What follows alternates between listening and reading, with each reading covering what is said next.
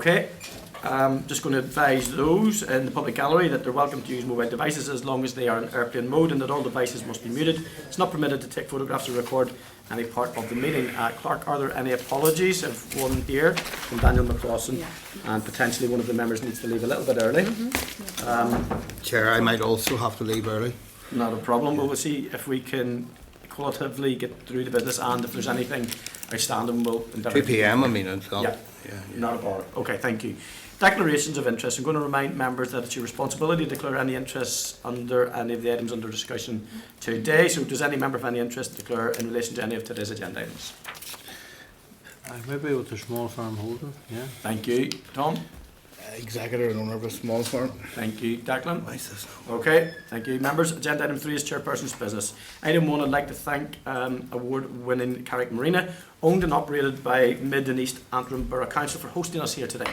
And would refer you to page 6 of the pack to the draft media release regarding today's meeting and visit. And after the meeting, we will be visiting Dobbs Farm, just outside Carrickfergus, which is a nature-friendly farm.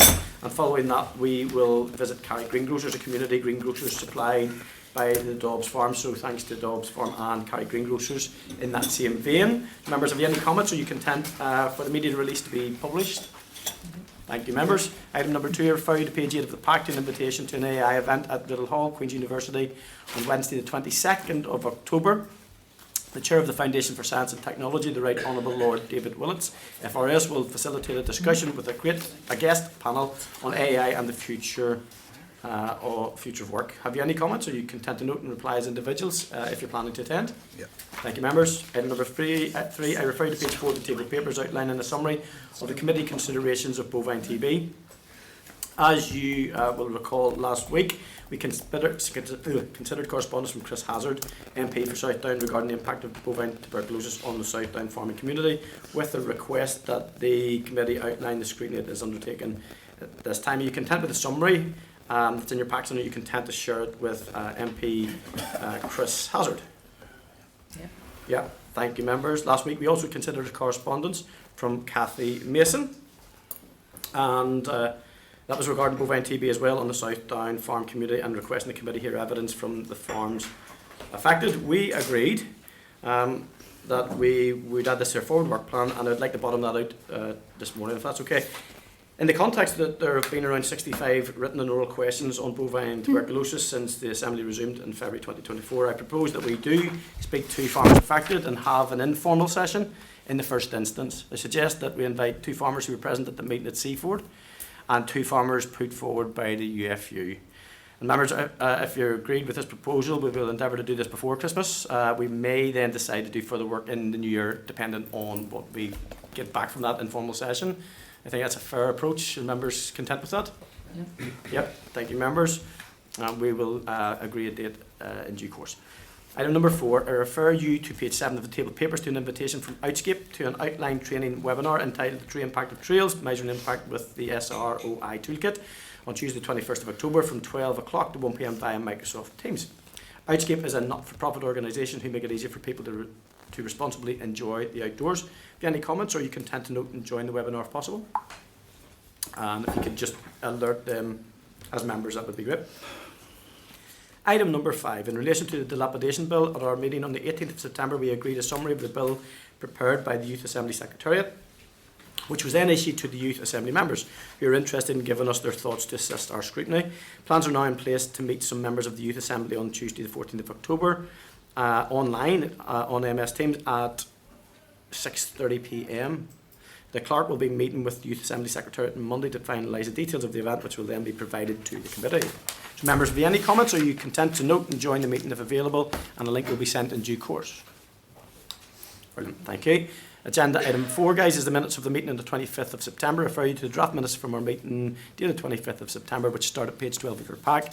Members, have you any comments, or are you content with the minutes as drafted? And if so, I will then sign, and these will be published on the website. Thank you, members. You're going to sign that.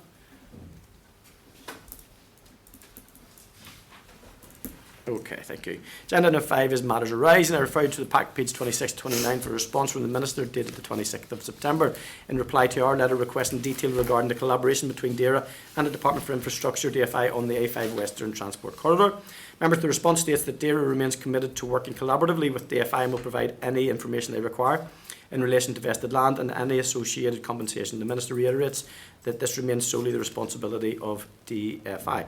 Minister Muir has written to the Minister for Infrastructure to highlight that regular engagement with landowners impacted by the A5 High Court judgment and appeal is essential. Members, have you any comments to make? Are you content to note?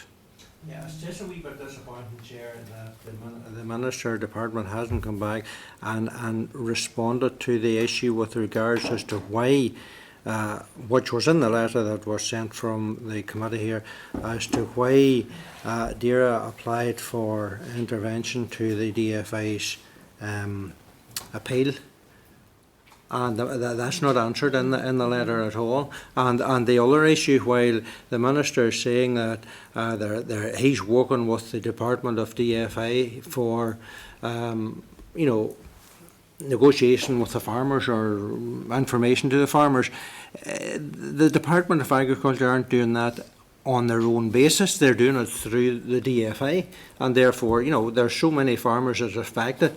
And we have asked on several occasions for DAERA to get engaged with the farming community, which hasn't happened. So those two issues are really disappointing, and that where it's just a letter, I suppose, a response, a bland response, if you like. In one way, it doesn't really answer the issues that we put forward in the letter that was sent to the department, which is disappointing. Any other comments, members? I'll add to that in a wee second. Just want to.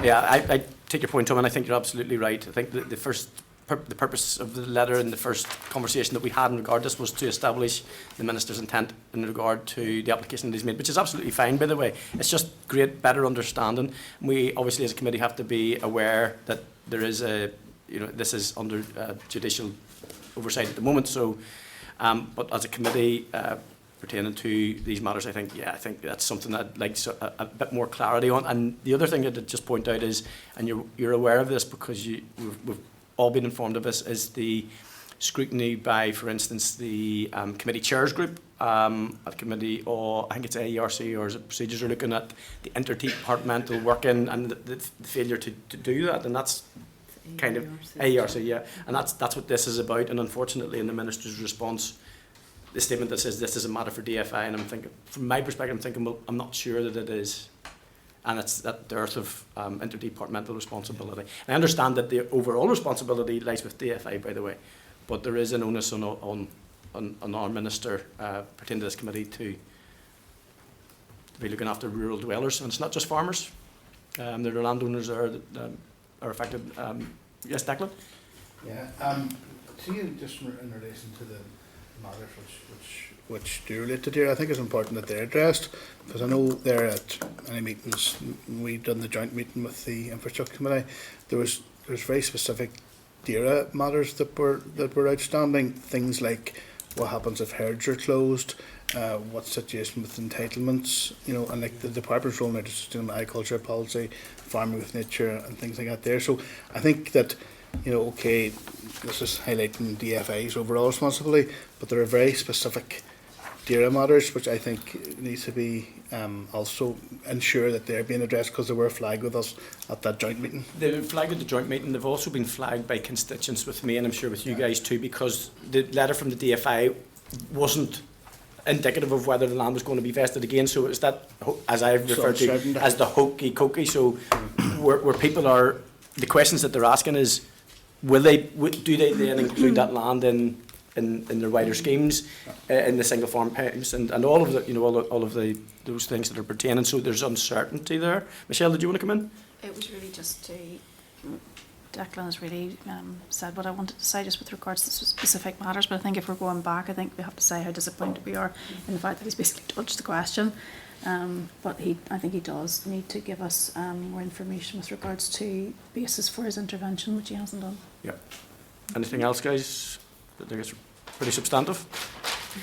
Clerk, are you content that you've got enough information there? Yeah. Okay, guys, we'll get that letter, and we'll get that out to you in papers, and we're going to agree then for next week. Or do you want to give correspondence? You drafted it. Yeah, if you drafted with those points on it, yeah. Do you wish it just to be signed? I can give you sight of it. Yeah, give me No, sight of it and yeah. then we'll get it sent. Yeah. Yeah, okay, thank you. Okay, members. Referring to pack starting at page 30 for response from the department dated the 29th of September in reply to our letter on the concerns raised by Diana Armstrong MLA and the RSPB NI on the future of agri-environmental support under the new Farming with Nature landscape package. The response states that the next phase of Farming with Nature transition scheme will be launched in 2026 and include a scheme to replace the EFS hire and to include prioritisation of those with the EFS hire agreements due to expire at the end of this year being considered. The department also states that programmes providing support to changes to on-farm management practices will continue to be provided through existing EFS group projects for the lifetime of the EFS. Members, have you any comments that you want to make, or do you wish to forward the response that we've received to Diana Armstrong MLA and the RSPB? Content that we forward those? Thank you, members. I also refer you to page 13 of table papers to correspondence dated the 30th of September. We've been copied into from Declan Kearney MLA to the Minister, raising concerns regarding farmers being advised that they are not eligible for the Farming with Nature transition scheme due to having an existing EFS plan, even though the EFS is due to expire in December. Do you have any comments, or are you happy enough and content that we forward our response on EFS to Mr Kearney MLA on this occasion? Thank you, members. Okay, members, I refer you to the pack starting page 35 for the raised supplementary briefing note on aquaculture. Members, you will recall that we considered commissioned raised to produce a paper on aquaculture across the UK and Ireland, which we received before summer recess, and we then had an oral presentation from Mark Allen on the 11th of September. This supplementary note provides a response to a number of questions arising from the presentation, such as: what is the nature and location of aquaculture businesses in Northern Ireland? What are the water quality considerations in agri-food strategies and forthcoming Northern Ireland Fisheries and Water Environment Bill? And has Shared Island funding been used to benefit aquaculture? Members, in an update to the matter of Shared Ireland funding, after the written briefing we considered last week, we now know that approval has been given on the outcome of €9 billion funding initiative to support the development of the all-island bioeconomy in the agriculture and marine sectors. Chair, sorry, you said 9 billion, 9 million, just for the record. 9 billion? You said 9 million. 9 million? 9 million. Yeah, 9 million, not 9 billion. No. Oh, okay. Did I say billion? Didn't mean to. Okay, apologies. 9 billion would be handy now, I have to say. This development then potentially raises further questions for us to consider going forward, such as how will any such opportunities be promoted to or shared with the local aquaculture sector, and should we request more specific details around the all-island marine bio-based refineries for circular blue economy, the initiative in terms of what it could mean for the growth and further development of aquaculture within Northern Ireland. Members, do you have any comments, or do you wish to seek any further information that I've just outlined from the department? Are you content? John, yeah. Just very briefly, I think it's something we'll have to look at as we go through the new Fisheries and Water Environment Bill. But in the meantime, I think we should record thanks to the raised team. Those were additional questions that were added to a presentation already given, and we should record thanks to them for coming forward with this additional information. Thank you for that, John. I absolutely agree. Members content with that? Okay, members. Okay. Chair, sorry, was that agreed that we will seek that further information Yes. from the department? Right, Further that's information, fine. and thanks to yeah, Mark. Yeah, got that. Raise, okay. Okay, members, I refer you to table papers at page 11 to a response dated 29th of September from the department regarding queries raised on the 18th of September on the Agriculture Schemes Amendment Regulations known as 2025. We were briefed by the SR at our meeting last week and agreed that the department proceed to make the SR. Members, we asked the department to provide examples of when it may experience difficulty making new regulations using the 1949 Agriculture Act, and if that demonstrates the need to update the legislation, possibly through a new act. The response states that England, Scotland and Wales have all introduced agricultural acts, all of which contain no specific provisions for the maximum amount of penalty that may be set for obstructing an authorised officer, but do give discretion for a penalty to be established in secondary legislation. However, as yet, no secondary legislation has been made in those jurisdictions, or specific schemes under these acts and schemes in operation currently appear to be operating under retained EU law or existing domestic legislation. Members, we also queried if the proposed changes would have a retrospective impact on farmers who had already been penalised, and we were advised that DAERA would investigate if any farmers have been impacted by if the department was found to have acted ultra vires. The response states that a review was undertaken and concluded that no persons have been served with a level 5 penalty or any penalty under obstruction of authorised person provisions using the Agriculture Act 1949 as the primary power. Have members any comments to make in regard to that and the responses received? No? Just on that, Chair, Yep. you quoted there that the department has not served anybody retrospectively. In terms of an assurance, I suppose, going forward, is there anything given that the department will not pursue anybody retrospectively? Chair, this SR amends and Yep. corrects the legislation that potentially would have allowed them to To use it. use it. So So going that- forward, the problem should be solved. So I suppose it's a clarification that it removes that as another issue or another, Issue raises. yeah, Yeah. just confirmation that Yeah. that's in totality what it's going to do. That's fine. Is that okay? Yeah. Is that fair enough? Yeah. Okay, members? Agenda item 6 is the departmental oral evidence session, the SL1, the Farming for Sustainability Innovation Payment Regulations. Members are referred to the SL1, the draft SR and the explanatory memorandum, starting on page 44 of the pack. The department intends to make this SR under the negative resolution procedure to provide DAERA with the legal powers to implement the Farming for Sustainability Innovation Scheme. And it is anticipated that it will come into operation on the 23rd of October 2025. So that's 2 weeks away, 3 weeks away.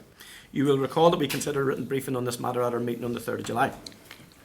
Please note that the draft SR issued to you in the pack on Monday has been replaced by the version issued to you in table papers. So make sure you're looking at the table papers on page 16 and that this is the corrected version we will refer to today. The new version contains minor changes to wording which the officials will explain during the briefing. So I'm now going to welcome the following officials to the meeting and invite in to brief the committee. Paul McHenry, College Director at Carrickfergus, Alan Galbraith, Head of College Support Services, Nigel Murphy, Head of Knowledge Transfer and Innovation Branch. Is that good? That's it. Is that all right? That's it. Okay, thank you very Okay. much. If you'd like to brief the committee. Okay, thank you very much. Good morning and thank you, Mr. Chairman, for the opportunity to speak to the committee today about the Farming for Sustainability Innovation Scheme to add to the written briefing, as you had highlighted, but previously been provided on the 3rd of July. Firstly, I would like to highlight the drafting issue with the copy of the statute rule initially provided. This was an oversight and does not represent any material change to the policy intent.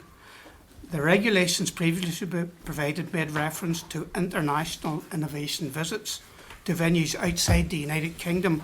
This should have read outside of Northern Ireland.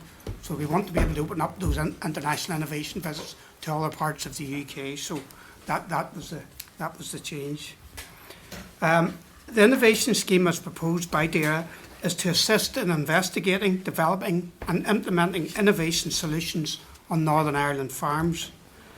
The proposed innovation scheme is made up of 3 elements that are interlinked and cumulative in innovation investigation, development and implementation on farms. The 3 elements are entitled Innovation Partnerships, International Innovation Visits and Innovation Farms. The 3 elements build on the successes of previously similar schemes. The new elements have been revised and improved based on feedback from both participants and industry stakeholders. I will now hand over to Alan to provide a more detailed overview of the new innovation scheme and its associated elements. Thank you, Paul. Good morning. Innovation is widely recognised as an essential condition for business success. Innovative businesses tend to have higher levels of growth, sustainability and competitiveness. While the industry clearly recognises the benefits of innovation, there are significant constraints at farm level due to limitations in finance, manpower, opportunities to collaborate and, of course, the risk involved. However, there is also clear recognition that considerable innovation is to be deployed at farm level for the agri-food industry to meet the challenges it currently faces.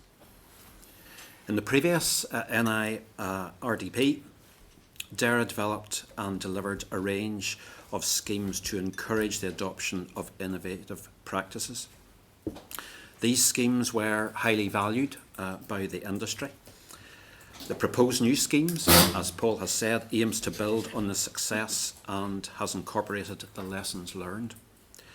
The scheme and its 3 elements have been co-designed in consultation with a wide range of internal DAERA and external stakeholders, including the Agricultural Policy Stakeholder Group. In the new innovation scheme, DAERA proposes to retain but enhance the three-element approach. The first element is innovation partnerships. As in the predecessor scheme, innovation partnerships will allow a bottom-up approach and will allow farmers to come forward with truly innovative ideas.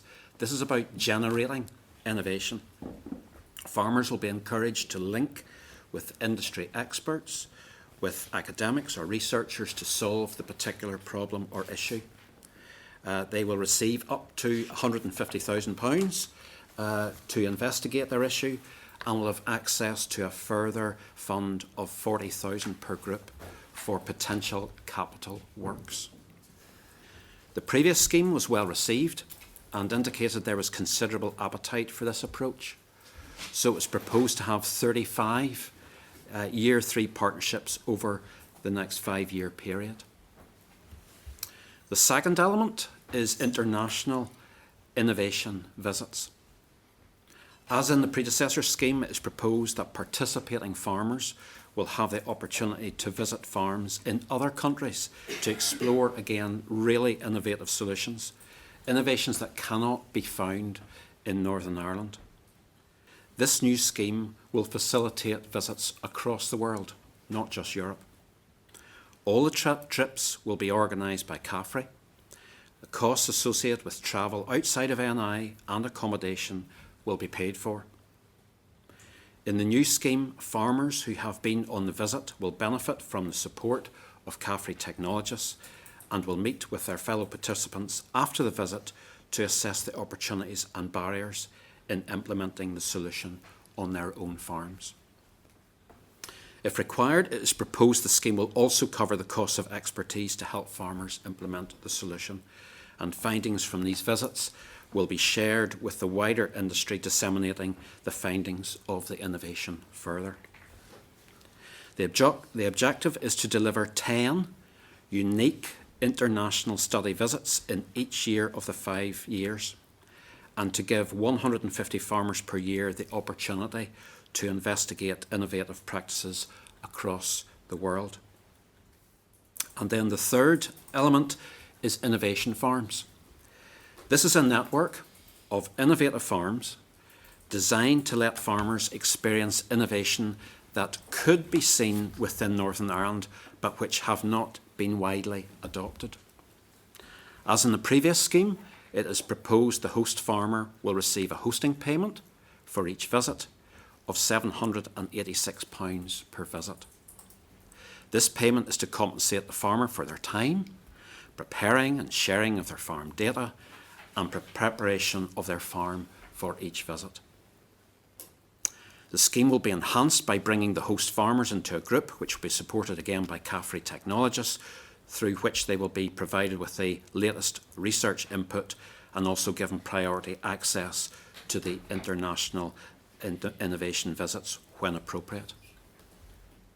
It is also proposed that farmers who visit the innovation farms will be provided with an increased level of support from CAFRE to implement what they see on the host farms if it is appropriate to their needs.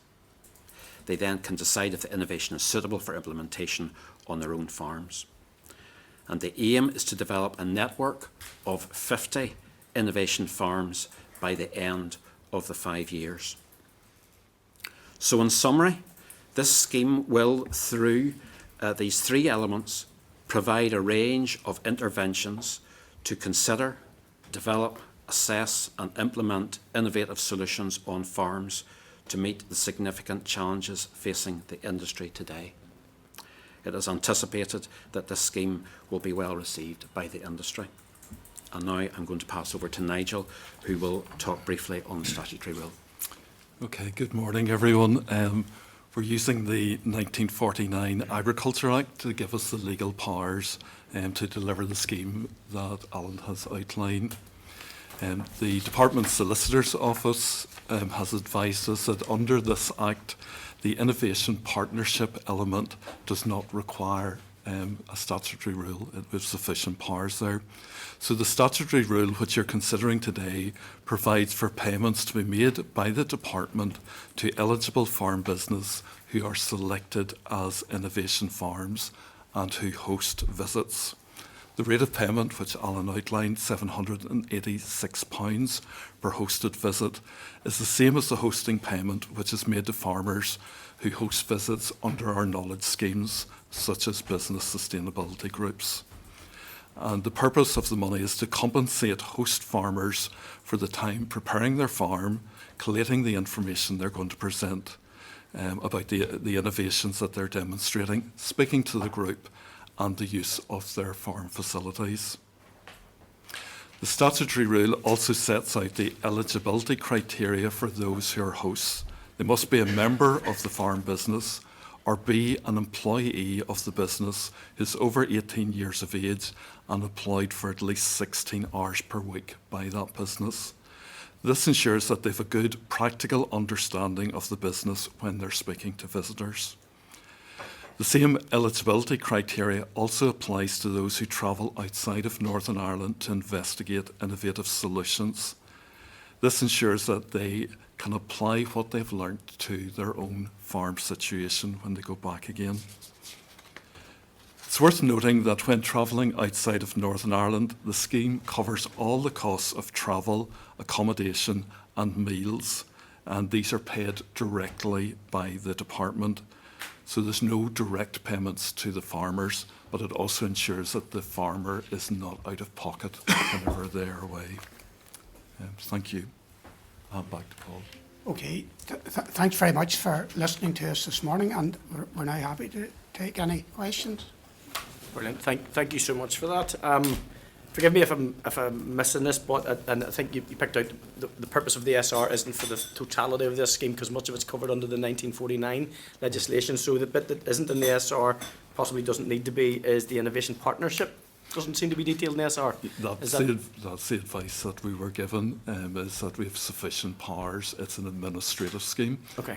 So the SR only needs to cover those other elements. Okay, and then in that respect, it replaces the technology demonstration schemes, the farm innovation schemes, and the European innovation partnerships, I believe, because it obviously covers that piece of movement from European, maybe that's the purpose, from European to worldwide, as has been picked out in the presentation. Are there any other advantages for farmers in the new innovation scheme, or conversely, is there anything missing from it that was there before? Okay. It's really adding to the previous schemes rather than taking anything away. And I suppose the additionality is around the additional support that will be provided to farmers to adopt innovation at farm level. So, in terms of uptake, the previous scheme, was it well communicated, well received, and did it always not just spend the budget, but the measurable outcomes of the schemes previously, have those been realised? And is there a programme of expected and measurable outcomes? okay. The big measurable, well, in terms of the previous schemes, we were impacted a bit by COVID, because of, in particular around the farm visits, and also the visits outside of Northern Ireland, because we weren't able to travel at that time. But we did go online in terms of hosting the likes of the technology demonstration farms, which actually worked out reasonably well. And sorry, the second part of your question was over in terms of the measurable outcomes. So it's really linked to the levels of adoption at farm level. So getting farmers to adopt the new innovations. And is there a system there to record that? Because we know we have conversations many times, not in society, and we identify areas of good practice, but actually implementing them and then gaining that value, that is a measurable output for the department, and they have that in place. Yeah, we're going to capture that information. Maybe Nigel, you have some more of the data. For example, if you visit an innovation farm, at the end of the visit, you will be asked what is relevant to your farm. So you'll be given the list of things that you were demonstrated that day, and you will be asked what is relevant to your farm. And then we will be following up to see how much of that has been actually implemented. So you are identifying that, and then we will be following up. We'll also be supporting those people to implement So that's So it's not just an enter and exit scheme. It's enter, review, improve, and so on, and measure the outcome. Okay, thank you very much for that. Just my final question then. I know that this has been drawn up with certainly the support of the APSG group. Was there any significant points or obstacles that were raised that either were insurmountable or proved to be difficult for the stakeholder group? Whenever we consulted with APSG, because we'd previously been delivering similar schemes, they were very supportive of these. I suppose the ask was just about getting them up and operational as quickly as possible and being very innovative in the solutions we were looking at, to address some of the challenges we have and will face in the future. And by golly, we need some innovation for some of the challenges we have. I don't think the committee will be wanting to stand in the way too much of those. Okay, thank you. Declan. Thank you very much for the presentation. You said there this new scheme will build on the past schemes. Is this like the business development groups this is building on, for example, from whenever we were in the old RDP? Yeah, but previously the innovation schemes we had in the past supported the business development groups, and these schemes here will also support our new business sustainability groups. So they add value to those, but they're also opened up to those people that are outside of the business sustainability groups.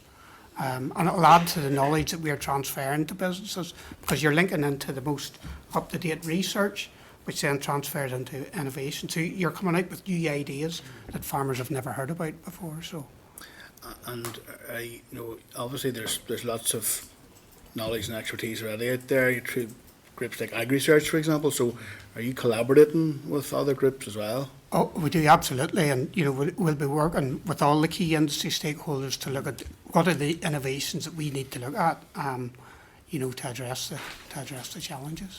Yep. And thank you. Just the other one thing I do want to ask is the SR made reference that you said there that the person must be employed by 16 hours per week on the farm. How, does that mean that they have to be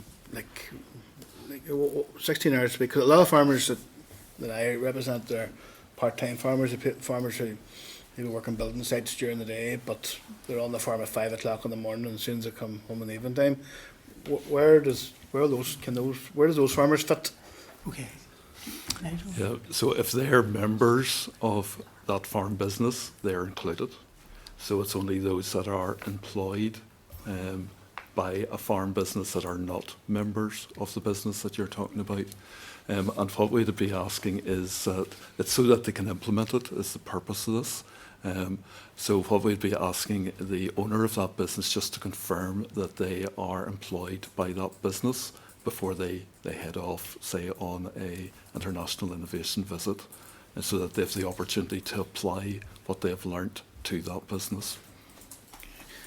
And also have the department, carefully in the department, looked at this as well as an opportunity to maybe get new entrants involved as well in farming, to get them in and to adopt this bottom-up innovative approach as well, because there's really good opportunities there for new entrants.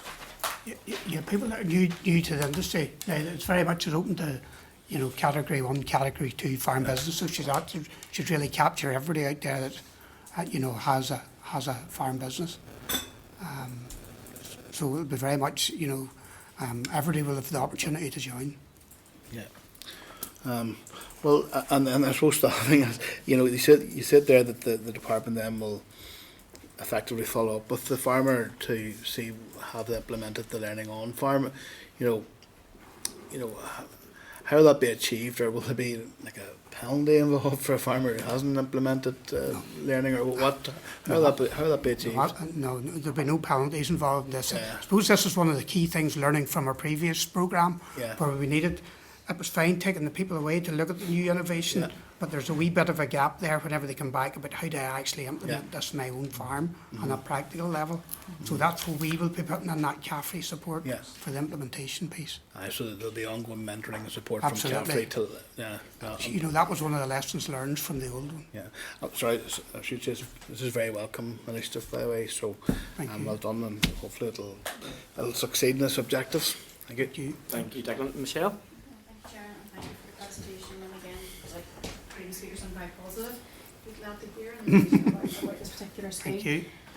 Just from a practical perspective, obviously you've mentioned the £786, which is the purpose of the SR1, and you said that this is the same as the knowledge schemes. Can I just ask how you came about £786 and whether that's sufficient?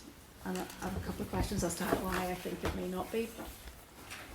Okay. Do you Yeah. maybe give the rationale for Okay, so the rationale, there was detailed work carried 2 schemes ago, which would have been the Focus Farm schemes, and each of the schemes uplifted it by inflation. So we looked at the inflationary uplift. So this, the previous scheme that this rests on was £600, and because money is now worth less, it has gone up to this rate. So that is the basis.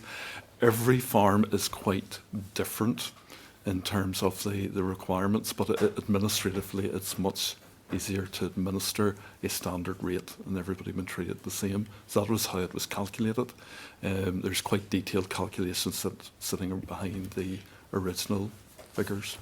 Okay. So I would suggest that if you were to be a host farm, you would spend quite a considerable amount of time in preparation for a visitor to come.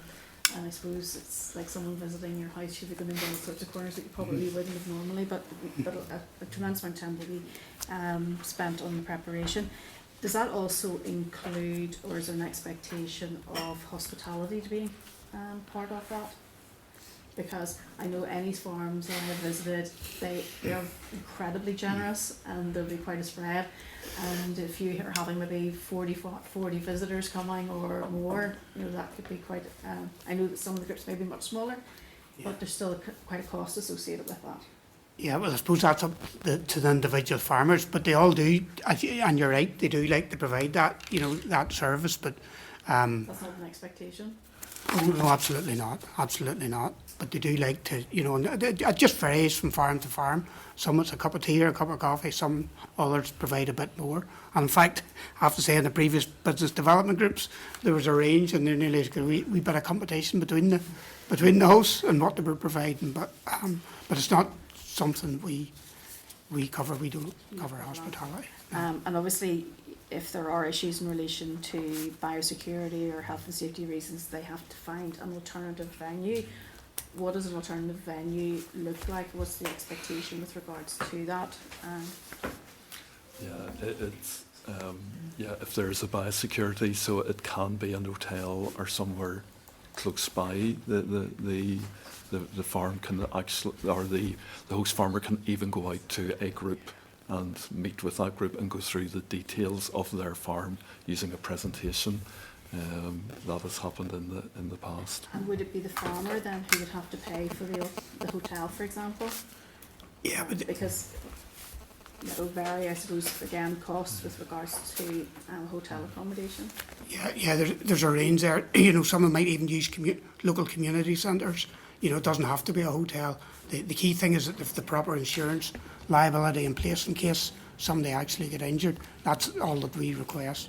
But the farmer does cover the cost. Okay, look, thanks very much. I'm not sure that £786 covers them, but because it's. But I suppose we are where we are with regards to that. So thanks very much. Thank you, Michelle. Any other members? Chair, just in relation to some of the costings associated with the scheme, how do the costings compare to the previous scheme over the same period? In terms of the overall cost to deliver the programme, Yeah, what we have noticed in our costings here is that travel has increased quite significantly over the period. So the average cost has gone up. So there has been a lift in the cost, and travel seems to be a little bit above inflation, the standard rate of inflation. And we've noticed that in recent visits, and probably everybody has noticed that. Travel and hotels have gone up a bit more. So the costs are broadly in line, but that element has increased above inflation, and we've accounted for that. Thank you. Tom? Yeah, just on the international visits, how many farmers do you take on a visit with you, and how do you choose them farmers, where they come from, what part of the country they come from, and so forth? Okay, the key thing here is we'll be going out with selection criteria. So say, for instance, you might have a particular visit focused on dairy farmers. And so you'll go out and we'll agree the selection criteria with that, and then we'll share that with agriculture policy stakeholder group.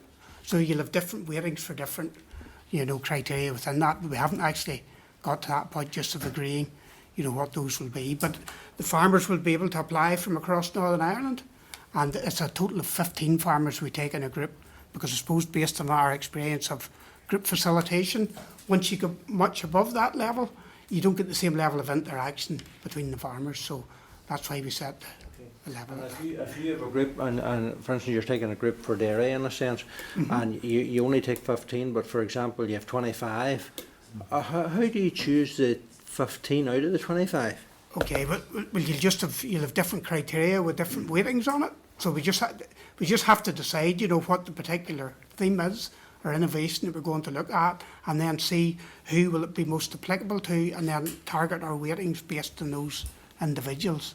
But it's very difficult to give you specifics at this stage until we know the innovation that we're actually going to see. Not an easy task now. No, it's not an easy task. No, I appreciate that. It's not an easy task. Thank you. And William, do you want to declare an interest first of all, William? I apologise for not being here for all your presentation. In relation to visits to look at dollar innovation,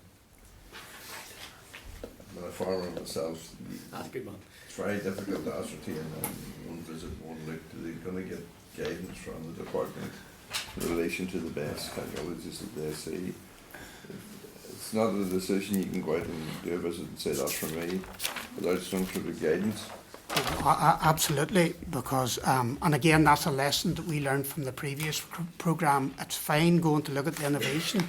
The big bit is, how do I adopt this in my own situation? And that's where we want to put more resource from CAFRE whenever they come back from the visit, to provide that support to those that want to adopt it. Because not everybody now will want to adopt the innovation. They might say, in my particular case, it's not for me. The next farmer might be keen to do it, but that's where they need that technical support from ourselves and CAFRE. I think that's very important.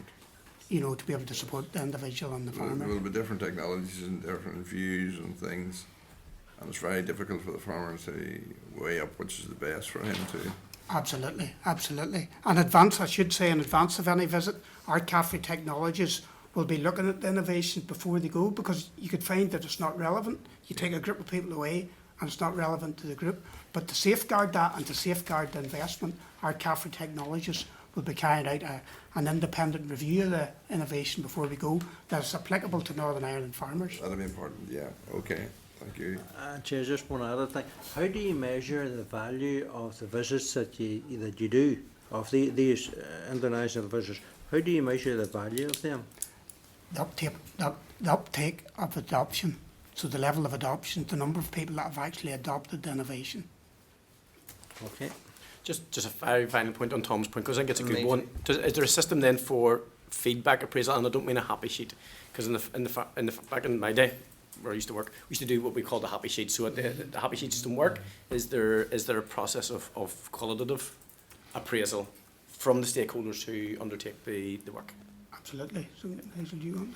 Yeah, that's a piece of work that we're actually doing at the minute, is looking at that. There is happiness, but then there is actually adopting and measuring that. So without putting a burden, and that is the secret, a large burden on those that are taking part in that. I think that the wrong thing for anybody to assume is that when someone goes to assess something, that it doesn't suit it might be an innovation over here, but it may not work in this context. So it's not even. But the process itself is what this is about a scheme. So I appreciate that. And John, just the final one then to close us out. Then. Yeah, sure. I'm going to comment first, if you don't mind me giving you a subtle nudge. I haven't heard any proposal for happy sheets at the committee.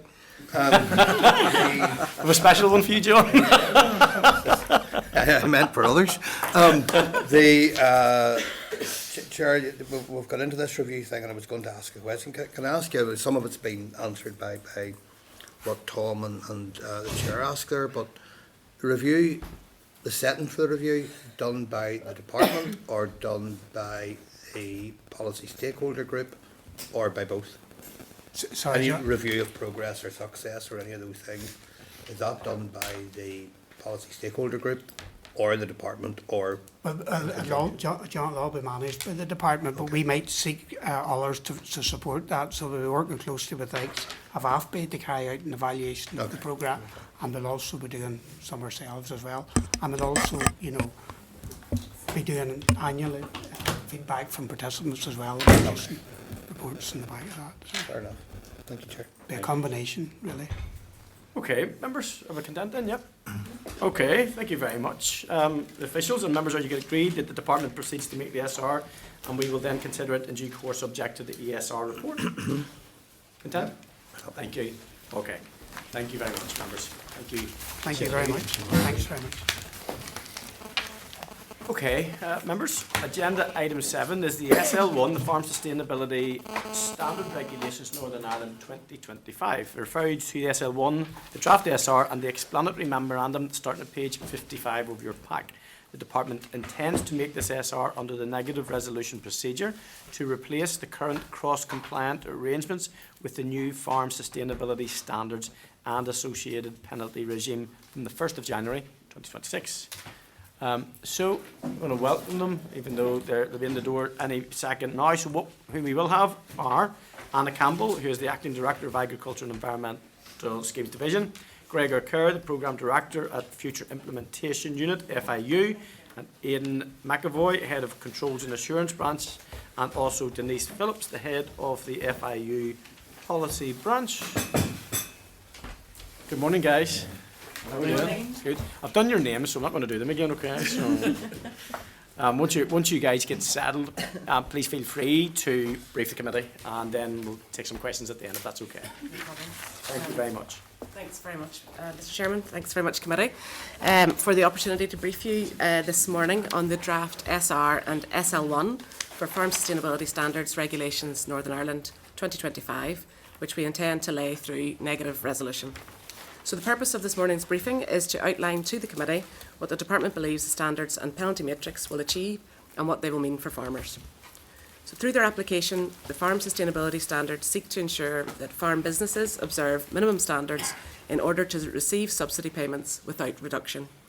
As you will be aware, that in July, the Minister made a number of final decisions on the implementation of the standards and penalty matrix, so that both are in place for the launch of the new suite of schemes on the 1st of January 2026.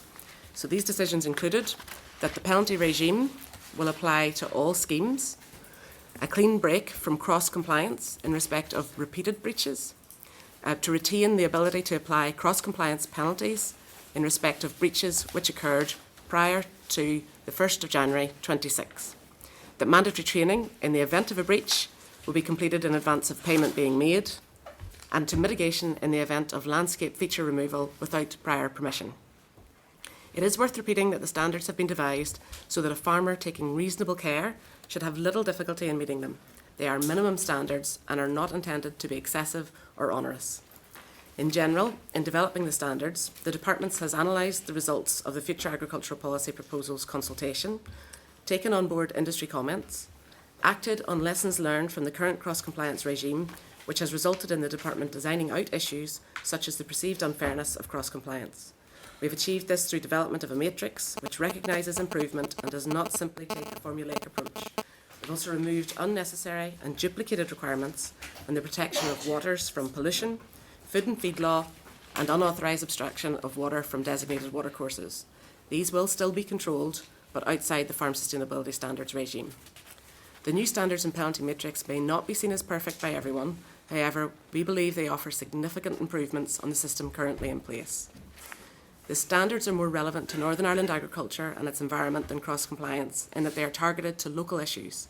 So, for example, the addition of BVD to the standards addresses a specific issue affecting cattle farms and aligns with other industry-led measures and departmental policies to speed up the eradication of this disease in Northern Ireland.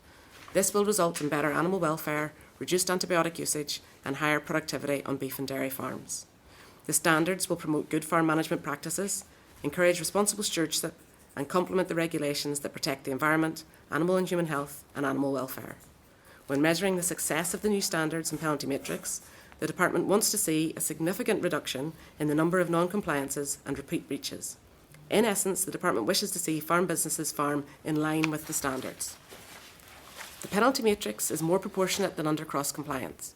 The uneven distribution of penalties against payment amounts has been addressed by using statistical analysis to derive the minimum penalties in the matrix. This has the effect of creating a smoother and more proportionate escalation of the penalties through the various levels of severity in the matrix and replaces the simple previous multiplication by 2 or 3 depending on the intent determined. In response to views gathered through the consultation exercise, the penalty matrix no longer includes the concept of intentionality, considering only the impact of any non-compliance on the environment, animal and human health and animal welfare. So in other words, that's the severity of the impact. The Department has taken care to carry out a moderation exercise between the various standards with regards to the assessment of severity for non-compliances, and this is to ensure consistency and proportionality across all of the requirements. Our colleagues in the various CCAs have provided the committee and stakeholders with examples of how the penalty matrix will work in respect of the various areas of responsibility. Scenarios demonstrating the outcomes of the new penalty matrix in comparison to the current cross-compliance model, for example, in respect of late TB tests, have demonstrated that the progression of a penalty is clearer and fairer, replacing the current multiplier with a regime which also allows for improvement.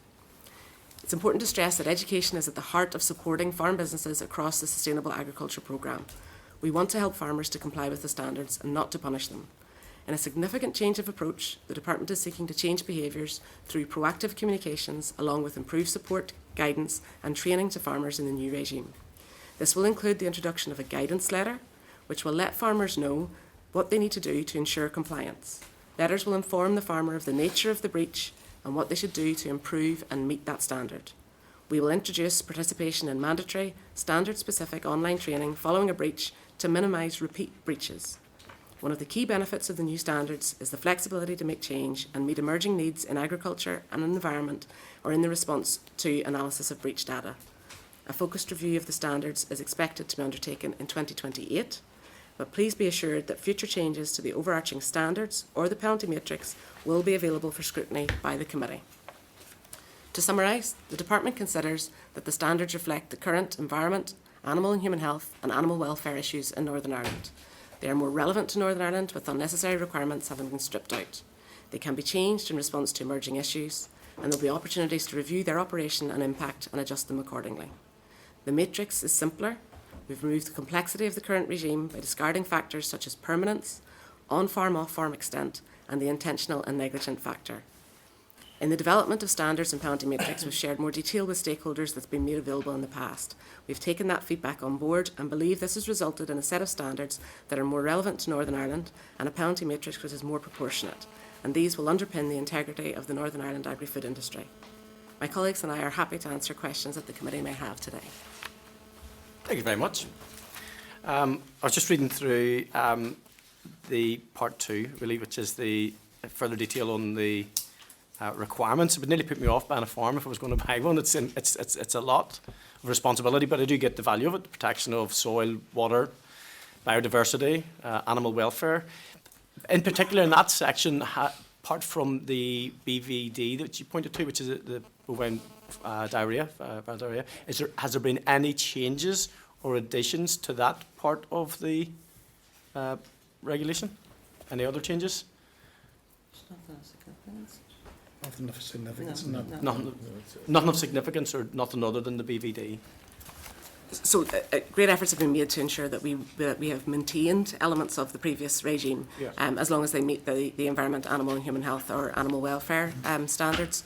In previous briefings, when we would have had colleagues from veterinary side along with us, we're not aware of any specific amendments that are added in at that standard as it currently stands. Okay, I'm thinking particularly in around animal movements and stuff. I've just like to see improvements just in terms of animal transportation, live animals, where that is useful. I'm not suggesting there's anything awry, but it's an area that I'd like to see addressed. And in terms then of actual measurement of compliance, is there any difference to the department's operational capacity that's within the new SR that's different than before in terms of that inspection regime, identification of issues and how that's reported and monitored? No, the percentage, the number of inspections will be is the same as it was under proposed to be the same as it was under cross compliance. So that's a 1% inspection for the majority of things. So for animal health, with some of the veterinary service also have to inspect 3% of herds and 5% of animals, but that's under domestic legislation. But it's that general 1%, which is a mixture of random inspection and also risk-based inspection. So. Okay. Just one final one for me, and it was something you'd read out in it's to do with the date that it comes into operation, which will be the 1st of January 2026. In terms of breaches prior to that, are they compliant with the new regime and the new matrix? Is that what you were saying, or is it? So in terms of some of the decisions that have been made by the Minister, so that will be to retain the ability to apply cross-compliance penalties in respect of breaches which occurred prior to that date. So that will mean that there won't be a gap, basically, is what we're trying to ensure there. And then the important part will be that there will be a clean break from cross-compliance in respect of repeated breaches. So the 1st of January date will then mean that it's a fresh page for repeats in that nature. Okay, and my final, so always do this. Okay, I noted that the penalty matrix is going to be monitored and review can and probably will be conducted. Has that been looked at in terms of when that review may be anticipated? Is it after a year, after 2028? 2028, so 2 years. 2 years data. Allowed to embed. So really we'll need to use 26 as our baseline data, and then 27 allows for the comparison data, and that will sort of guides us to 28 for a full review. Oh, brilliant. Okay, thank you very much. Declan, Deputy Chair. Thank you, Chair, and thank you very much for the presentation. I just been looking there on the explanatory note at number 7 to 10. It says an authorised person, provide enforcement powers for an authorised person, and then goes on to say, in addition to any existing powers of entry.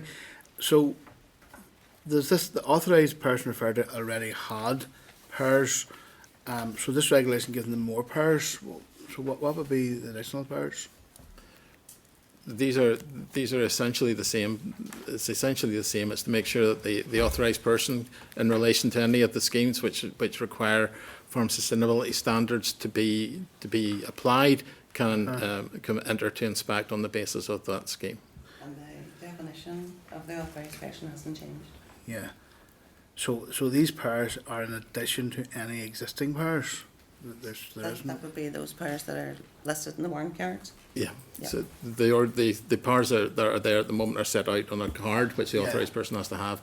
But this allows that inspection on the basis of that authorised person, to enter on the basis of one of the other schemes that may come along. So yeah. And just I noted well that there hadn't been a human rights assessment carried out on this here. Is that could that even open for someone taking a case? Sorry, I couldn't pick up on that. Human rights assessment hasn't been carried out. Would that leave an opening for someone taking a case? I'm sorry, I can't pick up. But no human rights assessment has taken place on it. Yeah. So QIA was carried out. yeah, there was an equality human rights impact. assessment. Well, it's assessed against it. It's not the full assessment wasn't required. Okay. It has been screened. Yeah. Okay, no problem. That's great. Thank you. Thank you very much. Michelle? Thank you, Jaron. Thank you again for your presentation.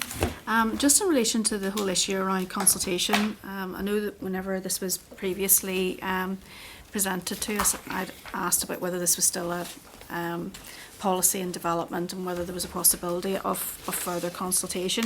I suppose I am disappointed that that hasn't taken place, and I know obviously you've asked for legal advice with regards to that, but why not go out for public consultation on this?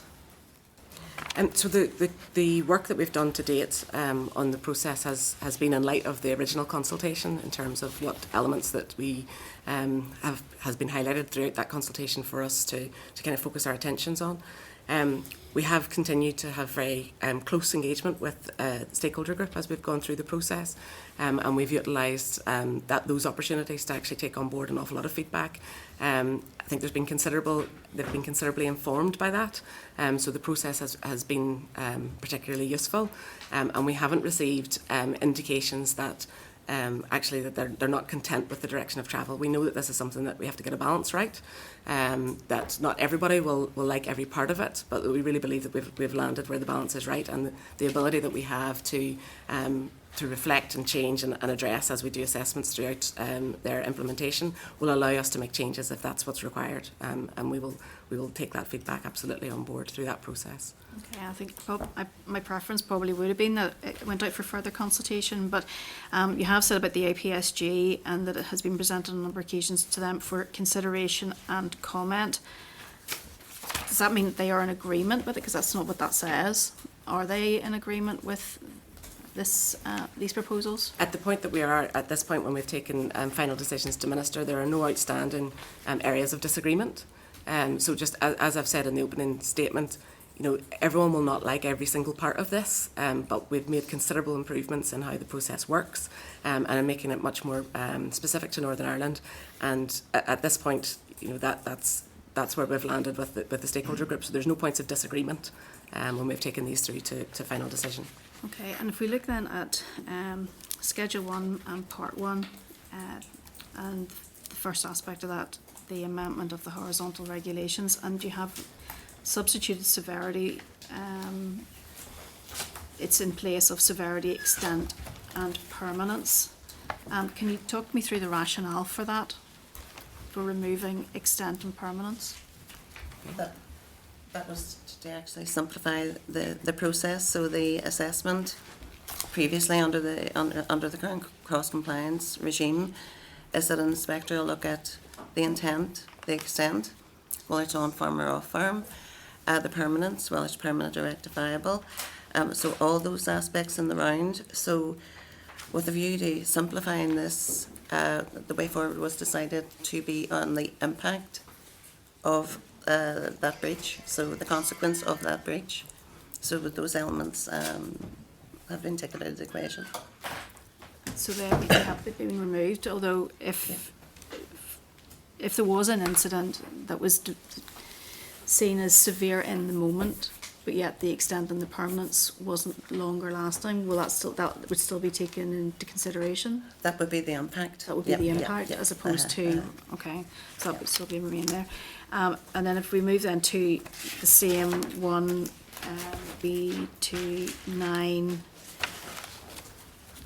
9B, then whenever we look at the maximum penalty, so we're saying the maximum penalty to be applied shall not exceed 100% of all payments made or due to be made in the scheme year in which that reoccurrence was determined, and exclusion from payment from all schemes for the 2 scheme years immediately following.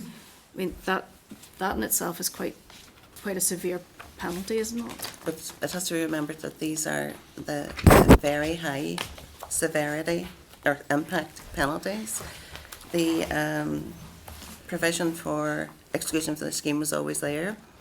The department never adopted it, but given in light of environmental issues at the minute, and taking into account the fact that it is only very high repeated breaches that this will come into play. Exclusion. It's public money for we're allowing them to apply for public money while they're not complying with the basic rules of the scheme. That's that example. That's the maximum that can be applied. That is for the third repeat, third very high repeat breach. In other words, this is the 4th time that in a very high level that that's been found. So, that's where that penalty will come in. Okay. If you look at a very high in the first instance, it's 50%. In the first occurrence. So it's only if you're talking about multiple times when the same business has had a very high issue. Okay, and can you perhaps give me some scenarios as to what that would look like? I think it's potentially things now, I don't have the full detail, but it's potentially areas where you're involving animal death, repeated Cruelty. animal and cruelty, over a repeated number of instances. And is it, and that would be the only example that you could give in relation to what severity would mean? Denise, unless you... We had examples in The nature of the environment, it could be someone who's a continuous polluter as well at a very high level. So, there are different scenarios for different types of farming where this could come into play. But if you take the matrix as a whole, and what Anna's already outlined in relation to the focus on education and the training and warning letters, it is not envisaged that you'll get, that many people will get to that end. So if somebody is, and you're right, it is assessed on the impact, and, as Gregor's already said, the first time, at very high, it's a 50% penalty. If that's repeated within the 3 calendar year, so it's, yes, if somebody's going to get to that stage, and it's Denise outlined in public money, that is at the extreme end of the penalty matrix. But you've all the other components of the penalty matrix, which we've already outlined in terms of warning letters, in terms of training, to hopefully prevent somebody getting to that point. Okay. I suppose it go back to maybe the point that the chair made in his opening remarks, and that were he to look at this in advance of perhaps purchasing a farm, it would put him off. Are you not concerned that there may be those farmers who, when they see regulations such as this coming through, that it may then drive them to sell their entitlements, which then, in a perverse way, then could be more detrimental? I think, in essence, the examples and the angle of discussion is looking at those extreme events that people might, think about changing behaviours. But what is really important here is that we don't lose sight of the standards as they are written. That's the minimum standard that's expected to be met, and it's not supposed to be onerous. So those standards are attainable, and attainable by all farm businesses who are completing work on the farms in receipt of subsidy. So there might be outlier cases. That might be it might be the case, and we can absolutely have data to follow that through. But actually, with our approach to education and training and our approach in the matrix, we're looking to drive actually change in behaviour. So there's opportunity to learn and correct those sort of approaches that may be leading to breaches in terms of this matrix and the standards. Okay, thank you. Thank you. Thank you, Michelle. William? Thank you, Mr. Chairman. I suppose I wasn't here at the start of the meeting, so I declare that there's been a partner in a farm business, okay. I speak from experience as an assembly member, and I've seen in the past experience some very hefty penalties whereby the department, for instance, lead testing. Those scores of farmers were found for lead testing. But they had no idea that that was one of the on the letter from the department, it said lead testing may affect your single farm payment, may affect it, small writing. So many of these farmers didn't realise. So I think it's very important in any penalty system that farmers are fully aware of the situation. I also we're talking about severe penalties, severe issues. I had one farmer and family. They were cattle dealers for Webb. They issued a lot of permits, and the number of late permits in the year and cost them very heavily out of single farm payment 4 or 5 years. It was classified as intentional once it went by the first year or second year. And they lost a lot of money out of their single farm payment for 4 or 5 years for issues that weren't severe, really. They were late permits. As you know, a permit must be for the department within 7 days. It went into the 8th or 9th day, it was a penalty situation. So some of these people in the past, my past experience has been that some people that didn't create a big issue were very heavily fined. The other issue I would have, I would agree, you do need powers. If you look at those powers, police wouldn't have powers as strong as that. The powers to check computers, and I understand you need to have powers, but the powers not are very strong. I'm doubtful that without a search warrant, police wouldn't have the powers that you have. Am I right or wrong on that? Well, with regards to record keeping, which is set out as one of the checks, along with, you know, orthoimagery and things like that, there is a requirement, and it's a legislative requirement that record keeping is kept for animal medicines, nitrates, things like that, you know, so Yeah. those are part of the duties of the Specialist Competent Control Authority to check, to make sure that the business is compliant. With regards to the example you've given about the movement permits, the identification, registration and movement, I think colleagues from veterinary have already made a presentation of how the penalty metrics will work in the future compared to how it works under the current cross-compliance regime. And in the past, where there was repetition within 3 calendar years, there was a simple multiplier. If it was intentional, it was by 2. If it was negligent, it was by 3.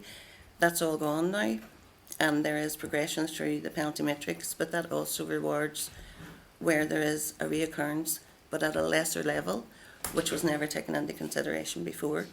And I think the examples that were presented both by veterinary and other competent control authorities did demonstrate that this penalty regime is a lot more proportionate. But the main thing to remember as well, and it's back to the point about the very high penalties, at every first breach, at every one of the severity levels, there is training given. So, you know, as Anna set out in the opening remarks, this is a system that's developed to provide education, which we hope will lead to lesser penalties, lesser number of penalties and lesser recurrences. I would hope that's the case. I mean, in relation to late testing, as I said on the department's letter, it said late testing may affect your single farm payment. I raised a big issue with that at the time, a few years back, and that ordinance was changed that you could lose up to 100% of your single farm payment at least. There should not have been penalties without farmers first realising that it was an issue. Scores of farmers were fined and they didn't realise. I haven't an issue as long as farmers realise what the consequences are and they're clear. It's made clear to farmers. Well, it wasn't made clear in the past. In respect to those letters, the letters issued out ahead of the TB test to advise the business that a TB test is going to be, you know, it's due, and to make arrangements. Then when the TB test is shortly overdue, and other letters issued out, but at every stage it does say that a penalty of up to 100%, so the business should expect a penalty when it's late. It didn't say that in the first instance. It said it now, I think we had a meeting, yeah. I raised a big issue with it at the time. You did, Yeah. and it does say up to 100%, yeah. Okay, thank you. Okay. Thank you. William, John, sorry, John, I Sorry, missed you out. Chair, look, you know, I do think that there's a risk of when these matters are reported, and they have been repeatedly from this committee or from the Assembly itself, that there's a danger of muddying the waters, pardon the pun, in relation to the difference between somebody being penalised for a breach and being persistently in breach on repeated occasions and a penalty escalating. So to clarify with the first question, can you give us any indication or any examples today of how many times in the last period of time, whether that be 1 year, 2 years, 5 years, the most severe penalty would have been issued to in the previous regime for schedule? It's a very small number, my understanding is. Denise, are you happy to take? I don't think I have 6 in a year or 5 years? Sorry, did we not? Is that data page? Don't think we have that figure with us. Could you give us a guesstimate of, I mean, how often does the department deal with that? Once a year, more than once a year? Or, I mean, there must be some reckoning of how often it happens. There are records, but I don't know off the top of my head, and honestly. So it's not a monthly occurrence, my understanding would be, or anything close to that. Okay, I would be really grateful if the committee could be issued with that, maybe for each of the last 5 years, Yes, we so can we do have a totally clear picture of how often that maximum penalty was actually issued. And maybe if it could also be given an explanation of how many previous breaches there were before somebody reached the maximum penalty as well. That would be a useful record. And I'm asking these questions because I think it's a bad look, or it would be a bad look, if the political world or the scrutiny structures were seen to be not to have not the maximum impact on those breaches that have serious environmental implications or food security implications. And for that reason, I'm asking, maybe it already is a bad look, for that reason I want to ask, could you give us, for the record today and from your own clarification, a bit more explanation of the current penalty matrix in relation to repeated breaches and what the proportionality is there, or what the escalation of penalty is for repeated breaches under the new proposed scheme? Under the current cross-compliance, if a breach, there are intentional penalties and negligent penalties. For negligent penalties, the penalty is tripled, multiplied by Negligence 3 times, yeah. It's multiplied by 3 after each occurrence until it gets to 15%. At which point then It's capped, and remember, it's capped 15%. at 15%. For intentional penalties, the penalty is doubled each time until it gets to 100%. Now, that means that initial penalty is then what goes into the multiplier, so it never changes, and it's what multiplied up and multiplied up. The difference in the revised matrix is that it goes from very low to very high, but each instance is treated for the severity on that occasion. So if you have a breach that's found initially to be medium, and then you repeat that breach, there does move in the severity in the matrix, but it's treated at that lower level. So there's a recognition of the fact that the farm has improved, even though it has repeated. So it can move down in severity even rather than just multiplying up and up and up. Yes. So it's a gradual thing. It's a gradual thing, and it's allowing flexibilities for improvements. If I give you a sort of simple example of the current regime, if you have a first-time negligent penalty of 3%, and you repeat, and you have breached again but at a lower level, and you get that attracts a penalty of 1%, that's multiplied by 3, so you get 3% again. And on second repeat, you get that 3%. You could have a low breach, but you get that previous penalty of 3% multiplied by 3, which results in a 9% penalty. Yeah. So the escalation is a lot quicker. Yeah. And it doesn't give any credence for any improvement. Yeah. At the different levels of severity. That's useful. Thank you, Chair. I'm going to state that I think it's useful to have conversation about the 1% and the 3% escalating to 9%, as well as having the conversation about the 100%. So we have a fuller conversation and have some perspective on the thing. I think, in terms of the matrix and stuff, there's certainly there's an improvement in that. I think there's a visibility in it. I don't see any issue with that. I do have one wee query outstanding here, and I don't think it was covered. One of the changes that has potentially been alerted is in regard to historic monument change. So I think that in the previous regime, with historic monuments, there was no automatic effect to your payments. This has now been possibly captured in this. Is that right? No, there always was. There always was. So Yes. it could straight away without any, couldn't be challenged or anything. There's no change in that regard at all. Well, damage to an historic monument was on the old regime. Okay. It's still in this regime. One of the points raised at the other points was in relation to where farmers are aware that they have historic monuments on their farm, and we get the confirmation that that will be going forward. That will be available on when they be involved in access their their map. map. Be included on their farm map. Now it'll be much more clear to a farmer that they have a historic monument, but the actual requirement was there previously, so it's not new. But perhaps it's more visible. More visible. But it's not new. Okay. Have any members any other comments that they would like to make or questions that they want to ask? Just one wee issue, Chair. Go ahead, Thomas. Somebody that a vision breach of something within their farming business, and it's a small breach, do they get a warning letter prior to any penalty being levied on them? In a sense, if somebody does something and it's a small breach within their farm holding, rather than just getting a penalty shoved onto them, do they get a warning letter about this? If it's a very low, so if it's classified as very low, so that's something that's very small, then it's a warning letter on the first occasion.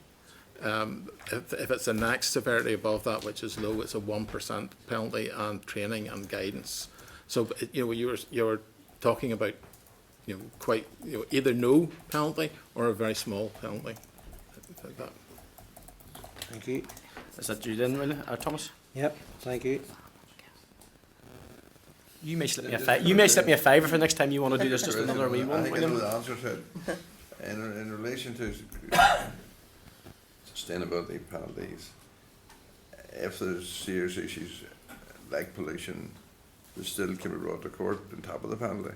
Yeah. The legal process is There's outside two this. penalties. Well, that's a matter for the court. Yeah, but I mean that is a fact, not right.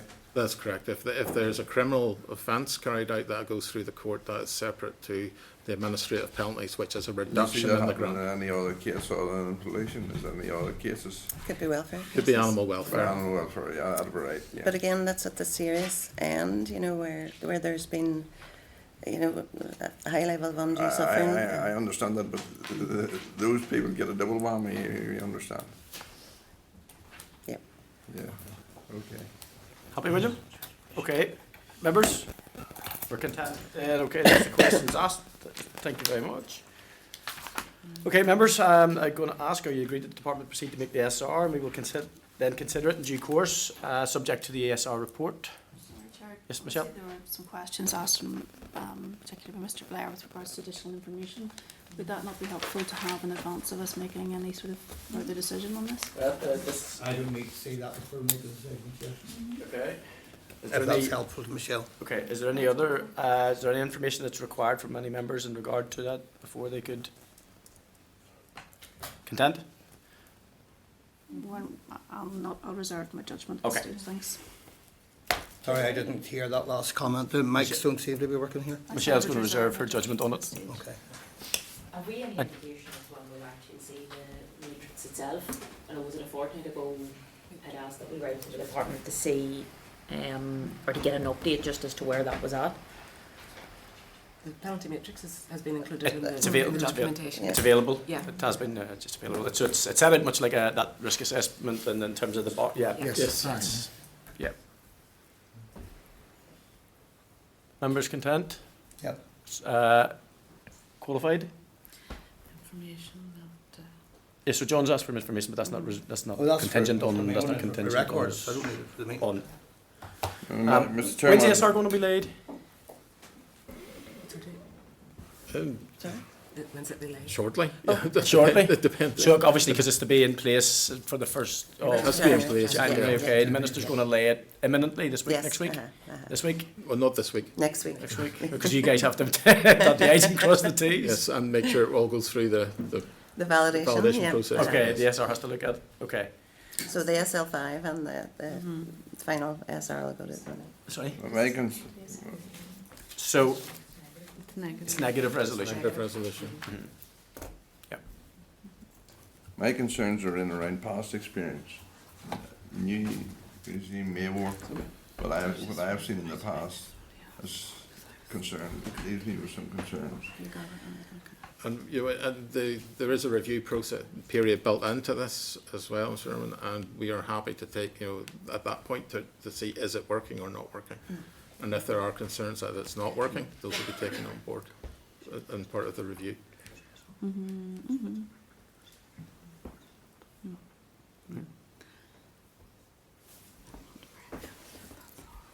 Okay. Yeah. Okay. Yeah. The committee obviously at some point when the SR comes forward can pray against it if it wants to, but that's not the position we need to get into at this stage. So if the members are if there's not a unanimity, I mean I can put the question and we can record people's positions on it, or you can wait till the SR comes and then decide whether you want to pray against it or not. Is that fair? I mean I think it's, for the record, I'm reasonably content with where it is. There's a couple of wee queries that are just outstanding, but the visibility of the matrix and stuff I think is useful. It'll be useful, yeah. I think it's useful. We're content then, we'll bring it back then for the committee to look at when the SR is laid, and we'll decide at that stage whether the committee wants to pray against it or not. Yeah. Members content? As long as Chairman be clarified, does that present any problems or delays for the department? Sure. At that. No. At this point, no. And in terms of, do you need some confirmation for John in terms of the clerk? John didn't get verbatim what you required, what information you required. Are you going to seek out yourself with the department, or do you want to do it through the committee? The committee can see it. It's a reflection of how many times the maximum penalty was issued. Invoked. I think I used the figure 5 years. Okay. Yeah.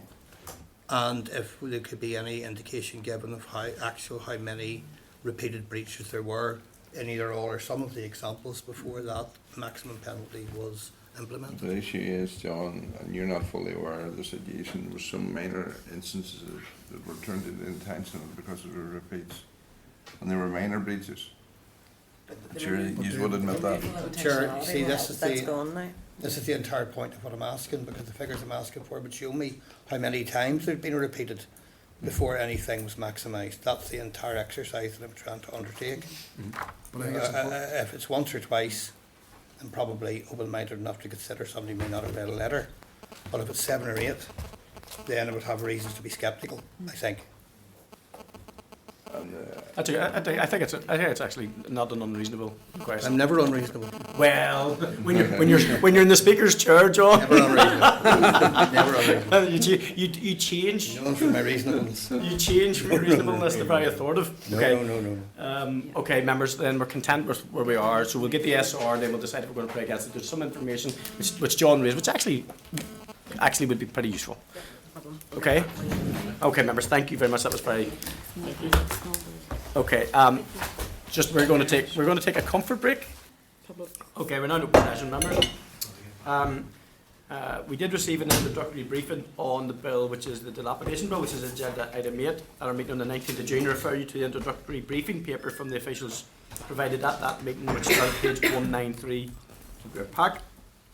As it was some time ago, I thought it was useful to have the officials back to remind us of the main clauses, and now also the draft guidance and the possible ministerial amendment, which is clause 11. So members, I refer you to the pack for the following. The clerk's man will provide a short summary of the department's draft statutory guidance at page 82, the department's draft statutory guidance for district councils, and the note on likely amendment to clause 11, which is the de facto premise notice starting on page 84. Our raised research paper starting at page 134, and the bill and the AFM starting at page 217, and also a memo from the clerk to the Committee for Communities dated the 24th of September regarding the dilapidation bill and non-dwelling buildings starting at page 257. The memo outlines the topics of discussion at the Communities Departmental briefing on the 18th of September on the Heritage, Culture and Creativity programme, which included the dilapidation bill. Members of the Committee for Communities agreed to send a letter to DAERA to ask if the bill deals with listed buildings that are non-dwellings, and now await a response. I'm now going to welcome the following officials from the Neighbourhood Environment Quality branch to the meeting and invite them to brief the committee. We have Simon Webb, who is the bill lead, and Mark Allison from the bill team. Is that correct? That's correct. Excellent. Okay, thank you very much, gentlemen. Appreciate you attending here with us today, so please feel free with any briefing that you have. Yep, thank you, Chair. So if the committee's happy, I will start with an overview of the clauses. I've grouped those together so we can get through that quite quickly as part of the introduction. Mark then is going to speak specifically to the issue of Clause 11. And then I will touch on some of the main points from the draft guidance, which is now with the committee. So firstly, turning to clauses 1 to 3 in the bill, we cover maintenance notices here, and these are targeted at low-level dilapidation. The provisions here allow councils to serve a notice requiring interested persons to take remedial action. They provide for appeals to a magistrates court, and they also deal with breaches of notice, so council can take remedial action in event of non-compliance, and this includes offence and penalty provisions. Clauses 4 to 6 then deal with the dilapidation notice, which is for more severe cases of dilapidation. Councils can again serve a notice requiring interested persons to take the remedial action, and in this case that can include demolition. This also provides for appeals to a magistrates court and covers a breach of notice, in which case councils may apply to the magistrates for a court order, or the council can take remedial action again in the event of non-compliance, and again this includes offence and penalty provisions. Clauses 7 to 10 then deal with dangerous structure notice. Here councils can serve a notice regarding requiring interested persons to take remedial action, again including demolition in this case. And this includes the overloading of buildings to the extent that they become dangerous. Councils can also charge fees for exercising powers, and that would be by way of regulations made by the department. This also provides for appeals to the magistrates court, and the council may apply again to the magistrate for a court order. The council again can take remedial action in the event of non-compliance, and again we have offence and penalty provisions included here. These clauses also allow the council to take emergency action where immediate action is required to obviate a danger, and requires the council to issue a notice within 7 days of work commencing, and allows for appeals against that work. This section also includes compensation provision if a magistrates court determines that the council was not justified in its exercise of the emergency power over a dangerous structure notice.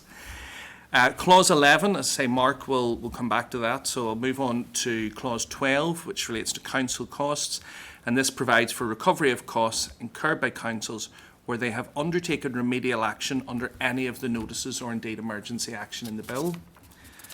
Clause 13 deals with the charge on land, so costs recoverable under clause 12 are to be a charge on land and registered in the statutory charges register. This also provides for a council to register a dilapidation notice to enable a property to be sold with information, which would bind a future purchaser to the terms of that notice. Clause 14 relates to interested persons, their costs, and it specifically excludes a person receiving rent on behalf of another person from being pursued for costs. Clause 15 deals with obstruction, provides for a court order where an occupier is preventing an owner from carrying out the required works, and again provides for associated offence and penalty. Clause 16 relates to information. This is the power for councils to require information, for example, on ownership, other interested persons, or property use, and this provides for 2 offences and penalties. Clause 17 requires councils to consult relevant colleagues before issuing notices relevant to a heritage site, and it provides for the department to make regulations amending the definition of a heritage site. Clauses 18 through to 21 provide for powers of entry by an authorised officer, fixed penalties of £500 to discharge liability for conviction for breach of a maintenance notice and failure to provide information. Also provides for the requirement for councils to have regard for the guidance, and that guidance must be laid, of course, before the Assembly, and general issues relating to notices, including their variation and withdrawal. Clauses 20 deal with the broader issue of appeal. An appeal against a notice suspends that notice until the appeal concludes or is withdrawn, but this does not apply to appeals against urgent works under clauses 10 and 11. Clauses 23 through to 25 provide for procedures where a defendant ceases to be the owner or occupier before the end of the notice period. They define the owner and interested person, and they define various terms for the purposes of the Act. Finally, clauses 26 through to 31, these provide for repeals as set out in Schedule 2 to the Bill. Includes saving provisions. It provides for incidental, supplementary, consequential, transitional, transitory or saving provisions by ways of regulations under the Act. Regulations are subject to negative resolution unless amending fixed penalty amounts or the definition of heritage sites, which are draft affirmative. And finally, covers general interpretation, commencement, and the Act's short title. So, as I said, I'll pass over to Mark then to look specifically at Clause 11 around defective premises. Okay, the Clause 11, the defective premises notice, is basically a reenactment of a current power that councils have under Article 65 of the Pollution Control and Local Government Order 1978, but we're reenacting it to cover listed buildings. The notice is used on occasions where an ordinary abatement notice under the Clean Neighbourhoods Act wouldn't be timely enough. The power would be used in circumstances requiring relatively rapid remediation. We tend to use the example of a building that had an incorrectly installed staircase. The building doesn't have to be dilapidated, it doesn't have to be dangerous, but there would be insufficient time for a preliminary view. So this is where this power would be used. 9 days after the notice is served, the council can then step in and carry out the remedial works. And there's also a counter notice provision whereby the owner, within 7 days of the notice being served, can say that he will do the work. And then the council can't take any action unless he fails to carry out the defects within a specified time. Now, we have had some discussions with DFC in relation to their defective premises legislation, which it's a different thing. I'm sure you recall last year it sort of kicked off with the Victoria Square incident, and when we came forward with the bill, DFC were quite. They thought that this would be confusing with their legislation, which we sort of take their point, and we have agreed that we'll keep the provisions, but we will rename, we will take out any mention of defective premises so that there's no confusion out there. And we were thinking along the lines of, as it's sort of tied into the Clean Neighbourhoods Act and the abatement process of statutory nuisance, we might call it something like an urgent abatement notice, something like that, to tie it into statutory nuisance. So that's, we met with DFC and we wrote to the committee, the Communities Committee, just to let them know that that's what we were proposing to do. Okay. And as I said, finally then, to outline the main points in the draft statutory guidance. So this includes an overview of the wider picture around dilapidation and identifies the need for this legislation. It also lists the legislation that is being consolidated, enhanced by the Dilapidation Bill. And throughout the body of the guidance, it sets out the 4 notices and emergency action provisions contained in the bill. So you've Clause 1, covering maintenance notices, Clause 4, the dilapidation notice, Clause 7, the dangerous structure notice, Clause 10 relates to emergency action, which is essentially a subset of the dangerous structure notice, and then Clause 11, which is, of course, the defective premises notice as we currently refer to it, as Mark's covered there. The guidance outlines the approach that the bill uses to the term amenity, with a focus on councils demonstrating how a building or land is an amenity, as opposed to being excessively concerned with producing an overly technical definition of what amenity is. Amenity is used in its broadest sense, and it covers community issues such as neighbourhood safety and security, and the care, maintenance and preservation of the local environment. The guidance also highlights the value of pre-notice discussion, which can be very beneficial and reduce the administrative burden on councils. But it also stresses the need to avoid undue delay to ensure the system is effective. The guidance provides a list of the key procedural steps including things such as building assessments, condition reports, and record keeping. It elaborates on appeals and highlights the high compliance rates and low rate of successful appeals against notices in GB. The guidance also outlines the monetary amounts for fixed penalties and court fines for breaches and failure to provide information to the Council. Usefully, the guidance also highlights the benefits of both publicity and the ripple effect in terms of achieving compliance based on a small number of successful cases. So the concept there of the ripple effect is if a council takes action, issuing a small number of maintenance notices in an area, that can be done at relatively low cost, but may have the general wider impact of improving standards as other property owners and occupiers become aware of what's happening in the area and seek to improve their own properties without the council necessarily becoming involved. The guidance considers detrimental versus seriously detrimental and stresses the need, as with the case of amenity, for councils to consider on a case-by-case basis the condition of the site, the impact on the surrounding area and the scope of their powers in tackling the problem before they decide which type of notice they wish to issue. Guidance outlines the type of work in relation to dangerous structures for which councils may, subject to regulations, charge a fee, such as surveys or obtaining court orders. And the guidance stresses the need for a council to satisfy itself beyond reasonable doubt that the emergency action procedure is the correct route to take in the circumstances of each case. Should a court determine that the council was not justified in its exercise of that power, the council would not be entitled to recover costs, and the interested party would be entitled to compensation were they to have sustained damage. So it's crucial that councils only use emergency action powers where they're absolutely sure that is the correct course of action. The guidance stresses that.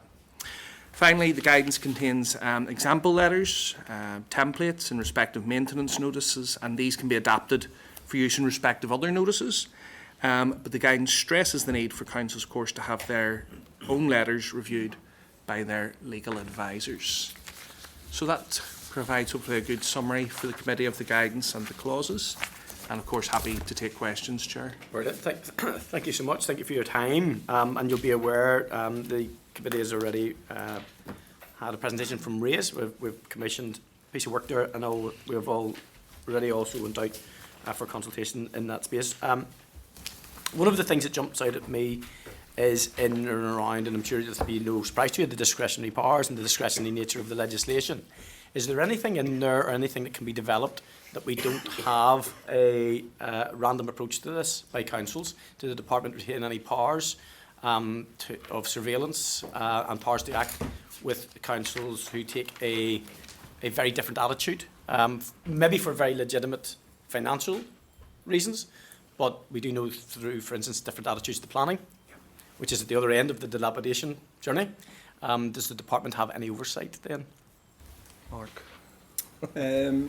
We term that the new powers are discretionary. We're basically referring to the maintenance notices, and we're saying discretionary in that the council will use its discretion if it feels that a building or land meets the criteria for, issuing a maintenance notice. But it would be able, the council could then go and talk to the people, the pre-notification thing which we have outlined in the guidance. So that, but obviously they will retain the discretion to issue the maintenance notice. So that, I think the word discretionary is maybe, it's sounding as if they don't have to do it if they don't want to type thing.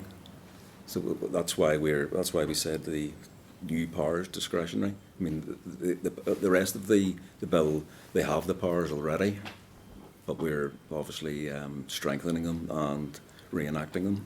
So I got quite excited about this initially when it first came out, because just looking at some significantly dilapidated buildings around Lisburn and Castlereagh, if you like, and then in the opening aspect of the bill, the word "may" is top front and centre in regard to every aspect of it, and I'm not suggesting at this stage that it should be must. However, it is still rattling about my head. Because I've just I've an overriding fear of property or amenity owners in council areas being treated differently because the council's attitude to risk is completely different, or the members who run the council obviously will take a different attitude to risk. And then you could have private property owners being treated differently depending on the council area they're in. Yes, Chair, and I think it's fair to say the system probably should have an element of flexibility built in. It shouldn't be overly prescriptive, obviously. And the idea behind the guidance and the templates that have been provided is to try and ensure some degree of consistency across the councils. This would have been a similar approach with clean neighbourhoods. Ultimately, councils will, of course, have their own priorities, their own resources, and they'll need to determine what is a priority in their area. One council may take a preference if it's an area with high levels of tourism, for example. It may focus on public areas where they have a lot of tourist footfall. Another council might be focused on inner city residential properties, for argument's sake. But what I would say, there probably is, given where we are now in this the game of dilapidation, it's fair to say there's not a huge amount of local government activity as things currently stand. And there probably is a degree of confidence building required over time. And the evidence from GB is that some initial early cases with early wins can start to build that confidence level. And it can be low-level cases. It wouldn't necessarily be the case councils going from a standing still position to 100 miles an hour. But if they maybe put the toe in the water, issue a maintenance notice, see the impact of that. The evidence from GB is that it isn't the case that the legislation is too technical. It's more just about the level of experience and expertise in this, and it's something that we've built up probably gradually, and the guidance obviously is designed to encourage that. It was interesting you talked about looking at the GB sort of learning in that space. Before we get to dilapidation, there's a journey for any place or space, and I know that there are powers that are available in GB in regard to like a vacant property levy. So vacant properties that then fall into a state of disrepair, dilapidation. Was there any scoping done in that space? So that was kind of the preventative stage as opposed to. Yeah. So currently, we're aware obviously of the derelict sites levy, where you have a charge, I think, of 7% on a site, an annual charge. Primarily, those sorts of levies, as I understand it, they're particularly focused on generating revenue and encouraging regeneration. Whereas the primary focus of the bill, while it is complementary to regeneration efforts, the primary focus of the bill is on the issue of amenity and mitigating against the negative impacts on amenity. So for that reason, the bill doesn't include levy type arrangements, but the inclusion of the maintenance notice is considered to be very effective in early intervention. So when we look at the evidence from GB, fewer than 10% of cases in relation to maintenance notices are successfully appealed. So that's fewer than 10%. The evidence suggests a very high level of compliance and work finished to a very high standard as well. And obviously that still seeks to achieve that early intervention and to stop things degrading to the point where more severe intervention is required. So that's backed up obviously with the potential of a fixed penalty fine of £500 and potentially a fine in court of £2,500 for breach of a maintenance notice. But certainly the indications are, even before you get to that stage, that pre-engagement, that pre-notification work can bring good results without even having to get to that point. And my final one, if you don't mind, and you'll excuse me for this, but rural affairs is obviously the focus of this committee. And there has been some critique, we'll not call it criticism yet, we'll call it critique, that perhaps this bill doesn't deal with the rural aspect in a fair manner. Would you contest that, agree with it, or offer some other critique in that space? Yes, I think the argument that's been made is that the bill potentially could leave rural areas behind and may only be of benefit to urban areas. the first thing I would say is the bill doesn't specifically exclude action, obviously being taken on rural properties. It is across Northern Ireland, and that is the intention, is to provide powers Northern Ireland wide, which of course isn't the case currently. We have a very fragmented regime. But for example, if you have a rural property in a state of disrepair, but it's in a scenic area, that may be considered detrimental to the local amenity, as its visual appearance could negatively impact visitors, tourists to the area. So it isn't automatically the case that an isolated property that doesn't have a lot of surrounding buildings is off the table. And again, it would go back to what the priorities there for that council were. So the flexibility's there in the system. And the idea would be, you know, if that's an area that relies on tourism, then they may have a very good case to intervene and tackle the amenity in relation to that property. So councils will have that discretion to determine what's a priority in their area, and an isolated property such as a derelict farm building, on the other hand, may not represent actually an efficient use of council resources if it's not having a detrimental impact, if it's out of sight, if it's not on a tourist route, then there's probably not much point in the council putting money into that particular property. It's a line for common sense, but at the same time. Okay, thank you. John, you'd indicated. Yeah, sure. Even if this relies on common sense, you know, I'm hopeful that we can be positive about this and move from a situation of doing little or nothing to a situation where there are opportunities for our partners in local government to do something proactive and ultimately conclusive around these matters. And not to contradict anything that's been said, I think it's good we have conversations as well as our questions and answers. I get your comment about dilapidation is a journey or a time scale, but if we see the introduction of this bill as the starting point for action, well then we are in a case where there are many, many, many examples of dilapidation already in existence that have completed their journey. And we can start to get to work on some of those led by our local councils. I heard the conversation last week, and it was a very valid argument about a farm building 2 miles outside the town.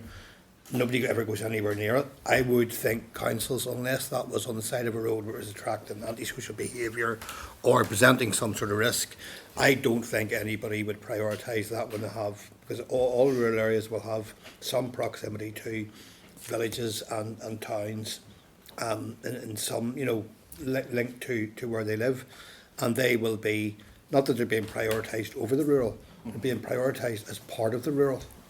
I'm sure in many examples. I have done, as I said last week, and don't intend to repeat this every week, but those of us who served at local council and assembly will have done everything from the unsightly to the environmentally damaging, environmental maybe rodent infestations, whatever it may be, to antisocial behaviour, hotspots, to just unkempt, and trying to manage all of that. And it's not an easy journey, and I know currently it takes councils a very long time. So in light of that, I'm keen to know, if we can today, what conversations are conversations continuing with councils around this as the bill goes through the process, and is that linked to any conversation with NILGA and or SOLAS as well? Well, yes, absolutely. We've maintained contact with SOLAS, and we wrote to them earlier this year to ensure that they were still supportive of the bill's aims, and they confirmed they were, and we have shared a copy of the draft guidance with SOLAS for dissemination to councils for input and for comment. So we're, like yourselves, we're waiting to hear back from the councils on that front. Okay, that's useful, Chair, and I think we just keep, as a committee, keep our eye on that sort of relationship between the department, the councils, and ourselves, scrutinising it to see how this progresses. Yeah, no problem.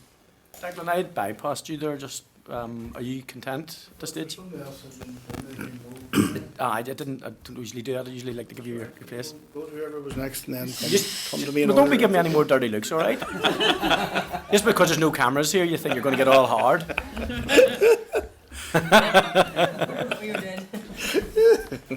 Yeah, whatever. So, mine's just a very quick one, just in terms of when the council are unable to find who actually owns the building. Where is there going to be some sort of mechanism to be able to recover, so that the burden doesn't fall on the council as such. Sure. Okay, so yeah, this is a long-running issue, of course, the unknown owners. It will probably always be a problem, unfortunately, to some extent, the issue of whether they're unknown or unidentifiable. That said, there are, and I'm sure we've touched on this before, a lot of options available to councils to identify an owner before they exhaust those. So you have the Land and Property Services search, Companies House search, internet searches, private investigators, and then you have section or clause currently 16 of the bill, which includes information notices, and the council can demand request information, and there's penalties for non-compliance. I would say that the absence of an identifiable owner wouldn't preclude the council from taking action. They could step in, undertake, for example, works themselves, but that would have obvious cost implications, which you're referring to yourself. So potentially we could still look at putting a charge, on the property. So if an owner were to be forthcoming, that the money could be recouped in the longer run. But I think crucially, councils will probably look at cases like that and say, what are our chances of realistically recouping our costs down the line? So it may be that those unknown properties are not a priority over some of those that they can tackle more directly and get the cost recovery. But that said, I think these properties will continue to be a little bit of a challenge, a little bit difficult. We can only encourage councils to maximise the searches and try and identify owners and occupiers. And of course, we've broadened that definition as well. So we've cast that as far as we refer to interested persons as opposed to purely owners. And just finally, just in terms, because I've seen, under the current circumstances where the council do already go out with environmental health, whatever, and try and source the owner of a bit of the property. I suppose, how much will they? Oh, what was it? No, it's grand. Forget about it. I was going to say I've actually lost my train of thought.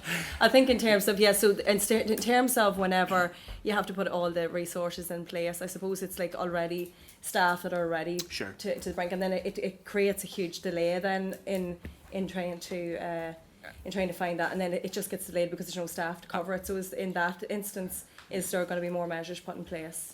Well, what do we say? There are other options potentially available. So, for example, councils do have vesting powers currently.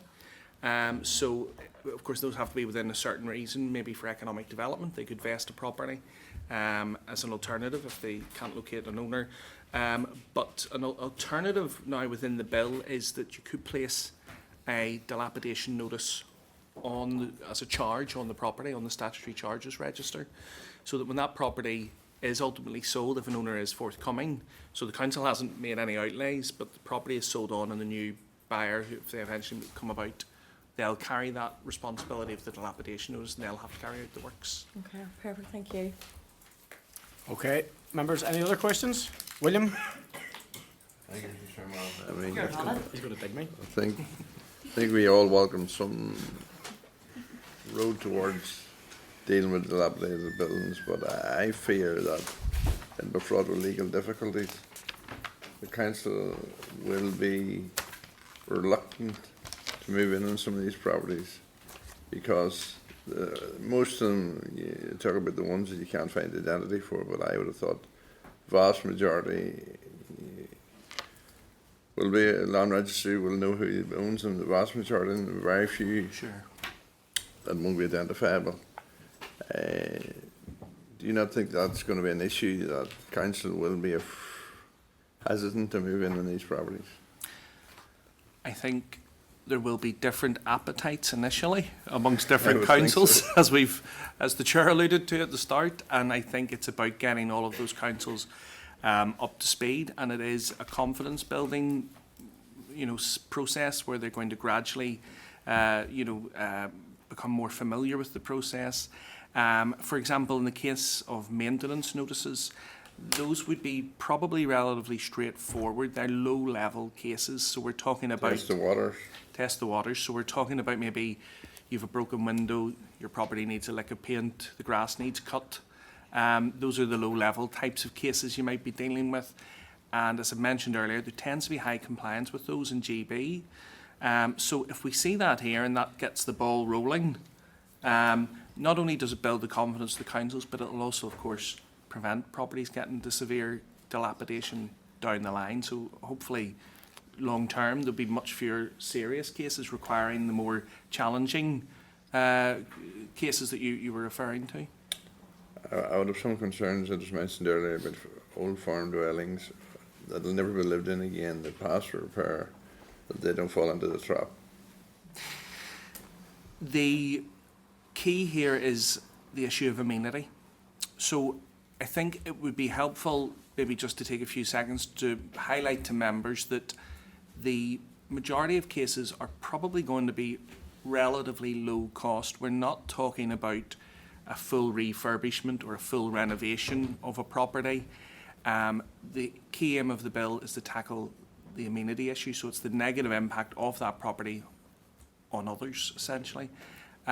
So if the property that you're referring to isn't having a negative impact on others, then it's unlikely that the council will take significant enforcement action. Well, you hope that'll be the case, yeah. And if they do have a negative impact on others, then the measures that would be requested by the council would be to negate that negative impact, as opposed to be a wholesale renovation of the property and interior works, etc. It would simply about primarily would probably be external appearance. In other words, a common sense approach. Yes, let's go with that. Never catch on. Happy enough, William? Yeah, I have to bring Declan in here because he's going to dig me if I don't. No, thank you. Thank you for having it, and thanks for the presentation as well. In the note it says that council should be proactive. Instead of waiting for complaints, the council should be proactive. But we also learned from the our research officer last week that there's no clear inventory of impacted property. So how can councils be proactive when you haven't got a clear inventory of impacted properties? Okay. It's correct, and indeed we had the Ulster University report you'll be familiar with from 2018. That in itself, of course, was not an inventory as such either. That was a desk-based exercise to help us quantify the scale of the problem. Councils, of course, are not precluded from producing their own local inventory. It's not something that we're compelling them to do as a statutory duty within the bill, because that would, of course, be imposing new costs on councils. We would typically, I think, be fair to say, expect building control officers and the like on the ground will be generally familiar with the key areas of dilapidation within their local district. They'll be aware, not necessarily of every specific property, but where the main problem areas lie. But as well as that, the guidance, of course, talks about also relying on a demand-led approach, so a combination of both. So where local ratepayers obviously have contacted the council about a problem property in their area, then that is also a guide the council can use. And you see that, I know that you've engaged with Solace. You know, have you also engaged with NILGA? Back at the, I'm trying to remember, of course, we did the consultation in 2016. They were part of the event we had, weren't they? Yes, NILGA were at that's right. We had a stakeholder event, but in terms of our current engagement, it's been through Solace, but encouraging them to write out to district councils. You think? Yeah. To get that view from the grassroots of councillors. Yep. It's obviously, listen, the principle is just first class and everybody will be supportive of it, but there's always costs because you're going to have council officers implementing this. And I noticed, for example, even in clause 10, where people can appeal to magistrates court. So that's a serious cost if you've someone appealing against a decision. Absolutely. And then that will have to be funded by the ratepayers. Yeah, no, that is true. There are inevitably costs associated with this. Obviously, lower level notices will require lower level generally costs, but you're quite right. There are grounds for appeals, and quite happy to approach NILGA if the committee feels that would be of help. I think that the principle of this is great, but it needs to be completely bottomed out so people know exactly what they get, and in case there's some unforeseen matters that arise that could cause problems down the line, particularly for the ratepayer. Thank you. Thank you. Yep, thank you, Chair. Just in relation to, if I can read my notes. The consultation with DFA and other statutory agencies, as you were speaking there, I pulled up Causeway Coast and Glens consultation response, and they had suggested that there will be a requirement for additional support from the likes of DFA and PSNA in some cases. Had there been any engagement, or have you had any engagement to date with other statutory agencies to provide that support? Obviously, the consultation went out quite some time ago in 2016, and since then we have engaged with DOF and various parts of DFC, Residential Building Safety, Historic Environment Division, and local government. But we haven't had dealings directly with PSNI, and I do know the guidance obviously refers to the fact that councils would be encouraged to notify the police in such cases where they may be attempting to enter a property. No, to answer the question, we haven't had dealings with the police or DFI specifically. I think we had some minor involvement with DFI, but I just can't recall quite a while back. What it was in relation to. It would have been a very specific issue. Yeah, it was. So I suppose from a legislative point of view, there's nothing actually in the draft bill as it is at the minute. And I'm not talking about compelling PSNA to go out with council officers. Maybe I don't know. But there's nothing to actually, and I suppose I will use the word compel an officer or a DFA official to come out. No, all of the functions as set out are within DAERA's remit specifically and conferring powers on councils. So there are no duties on other departments, I think it's fair to say. No. And again, I suppose I'm coming at it from a practical point of view. If council official has to get physical access to a building, again, I don't know where the letter of the law lies with that in terms of entry to properly assess maybe the structure internally of the building, or a building at the side of a very, very busy road where DFA has to get involved possibly for a road closure. I think there is no mention of it in the bill, so again I don't know where that would leave councils at a practical level. Just wanted to see if I could identify a wee bit in the guidance around specifically the powers of entry. Yeah. To see if we could maybe read a little bit out there about what was involved with the police. No.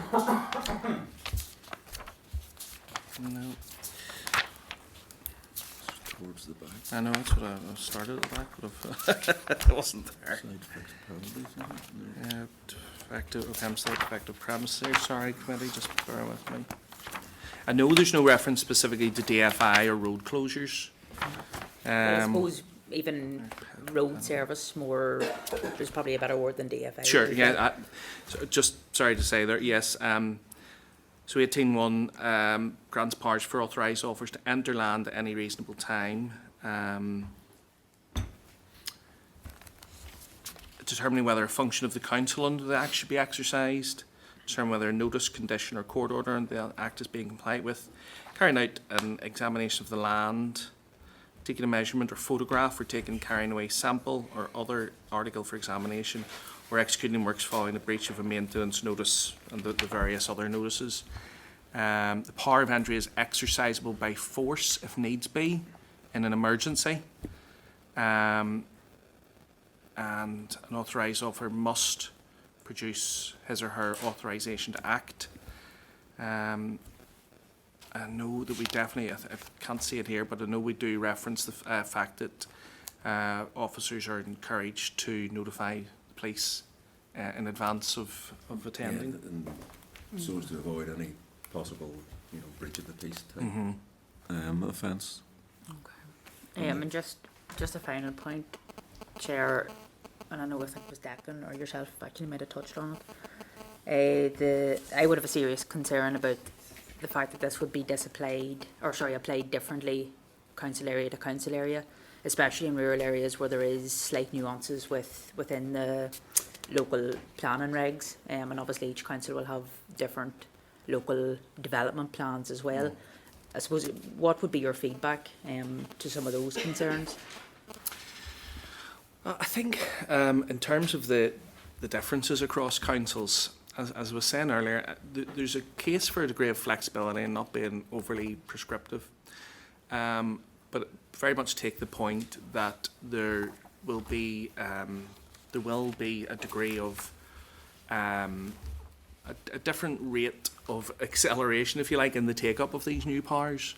But over time, it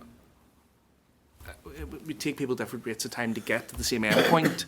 But there would be a benefit to councils in doing this, obviously, in terms of improving townscapes, the benefits in terms of increased rate base. So there are benefits, and as well as that, the powers as currently outlined in the bill do include some revenue options as well for councils. So you have the fixed penalty revenues, you have the ability to charge fees, the sale of items, from a site, and the council can recoup a lot of money through those different options as well. So there are costs associated, but there are also revenues, and I think as more councils take this up and become au fait with it and see the benefit in other areas, that it will encourage others to come forward too. Okay, thank you, members. Thank you for attending. I'm sure we'll have you back again. And we'll give you a harder time next time. Promise. No, thank you. We'll work collegiately with you to get the maximum benefit out of the bill. Thank you very much. Thank you very much. Thank you. Cheers. Thank you. Okay, members, just trying to pull this back on track now in terms of time. We have a briefing from the Nature Friendly Farming Network. I refer to the table paper, start at page 26, the NFFN document outlining its key tasks of the committee, and a summary report of the Big Small Growers Get Together event in May 2025, which brought together key policy makers, stakeholders and small horticulture growers to identify key themes and opportunities. It's been requested that we pay particular attention to the section highlighting the need for encouragement and support for the growth of the horticulture industry in Northern Ireland, to be done in a nature-friendly way, hence where we are today and where we're going next. The need for the Farming with Nature scheme to include payments for management of existing habitats to avoid a decline in biodiversity. So members, also for information, referred to page 263 to 265 an overview of the NFFN's 4-point plan for backing nature-friendly farming in Northern Ireland, briefing paper from Sustain, starting at page 34 of table papers.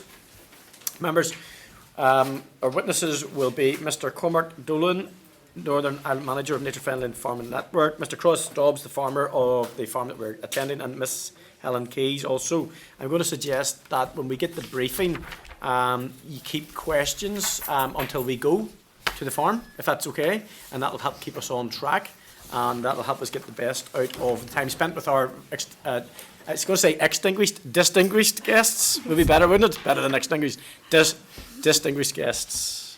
Okay, so just want to get yourself settled, and then feel free to brief the committee. What I've asked the committee is to keep questions until we're out with you on the farm, if that's okay. That would probably work better for everyone. Is that okay? Okay, thank you very much.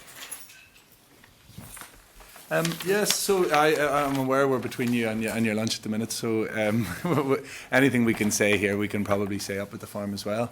You're Cormac, and this is yes, Chris. Chris is on the left, that's Cormac, and this is Helen. Okay, yeah. Thank so you. Nice to meet you. Good to be here. Thanks for having us. I'm Cormac Dolan, the Northern Ireland Manager for the Nature Friendly Farming Network, and we've been thankful to have briefed some of you before. It's good to be back, but just for new members, or just as a recap, we're a farmer-led organisation that are working to support farmers who want to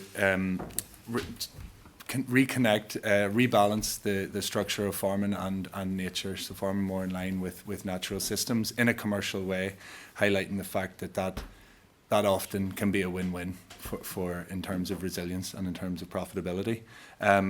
Chris and Helen are both nature-friendly farmers who sit on our steering group, and they're going to tell you more about their systems and a bit more about their context.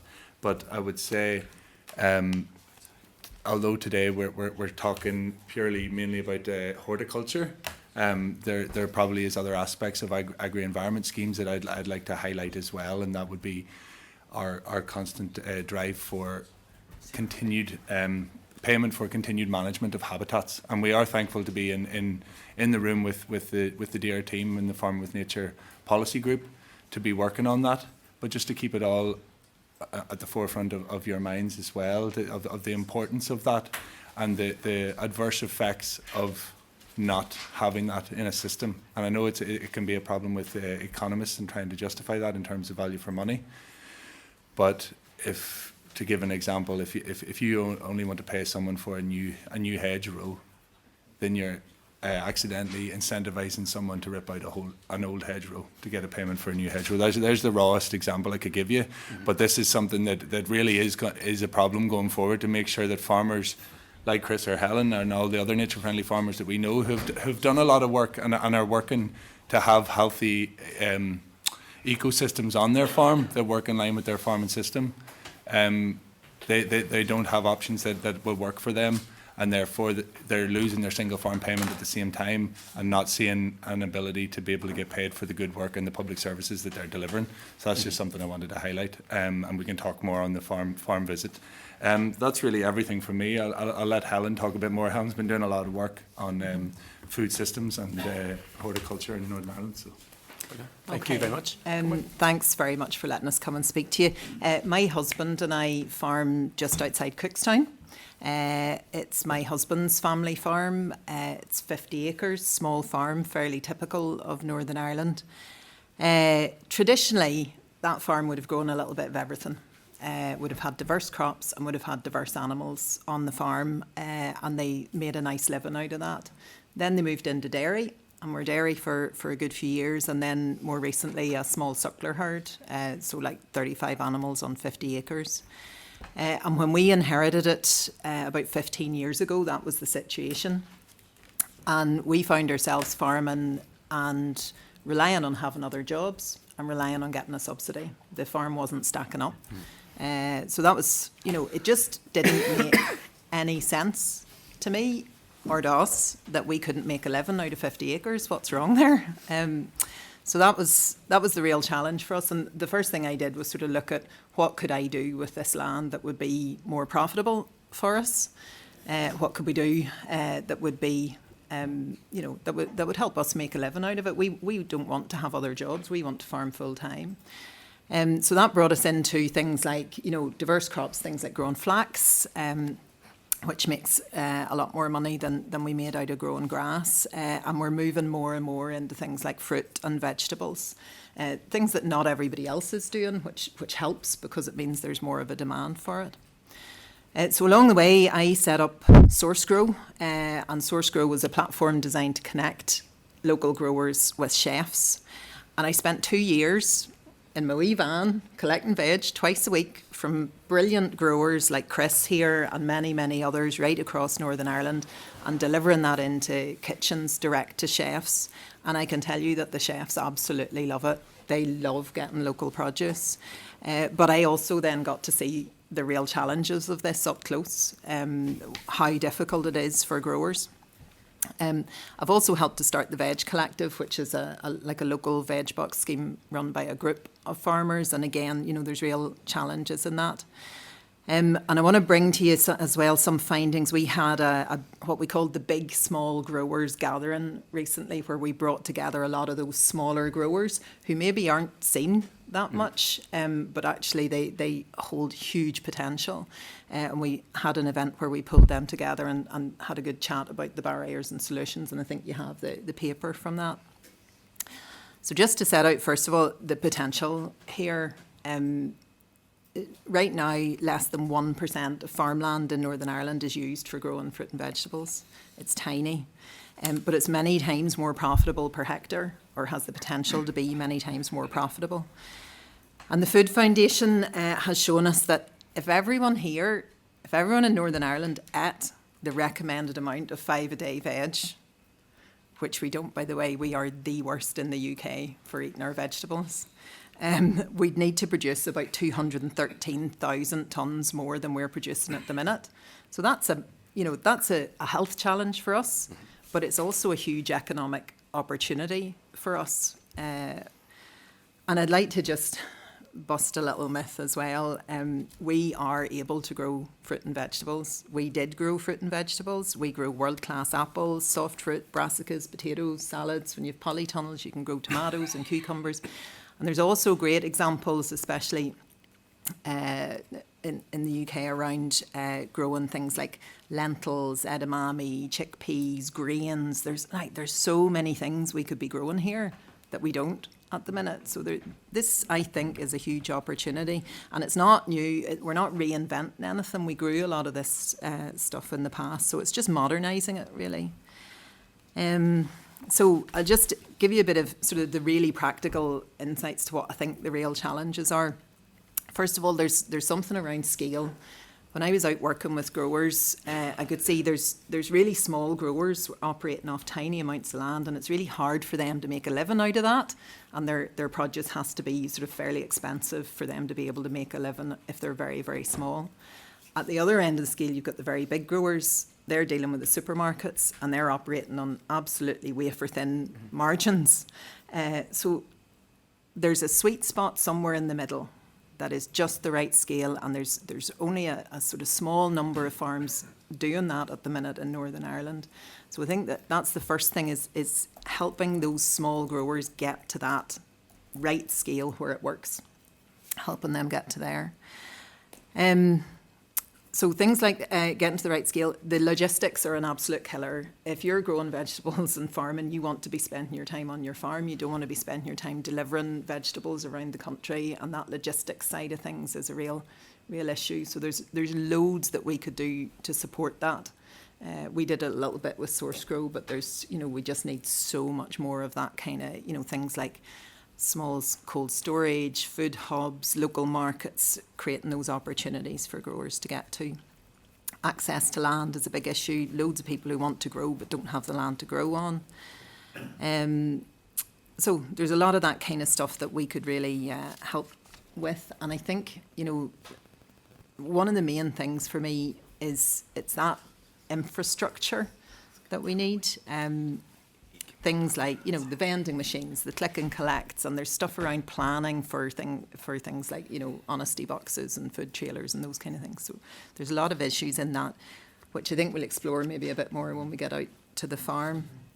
But just one crucial point, I think it's really important when we're talking about fruit and veg to think about how we measure success in this sector, because we all focus very much on export and the export markets. When we're talking about fruit and veg, we're actually talking about import substitution. We're currently spending lots and lots of money buying veg from outside of this country.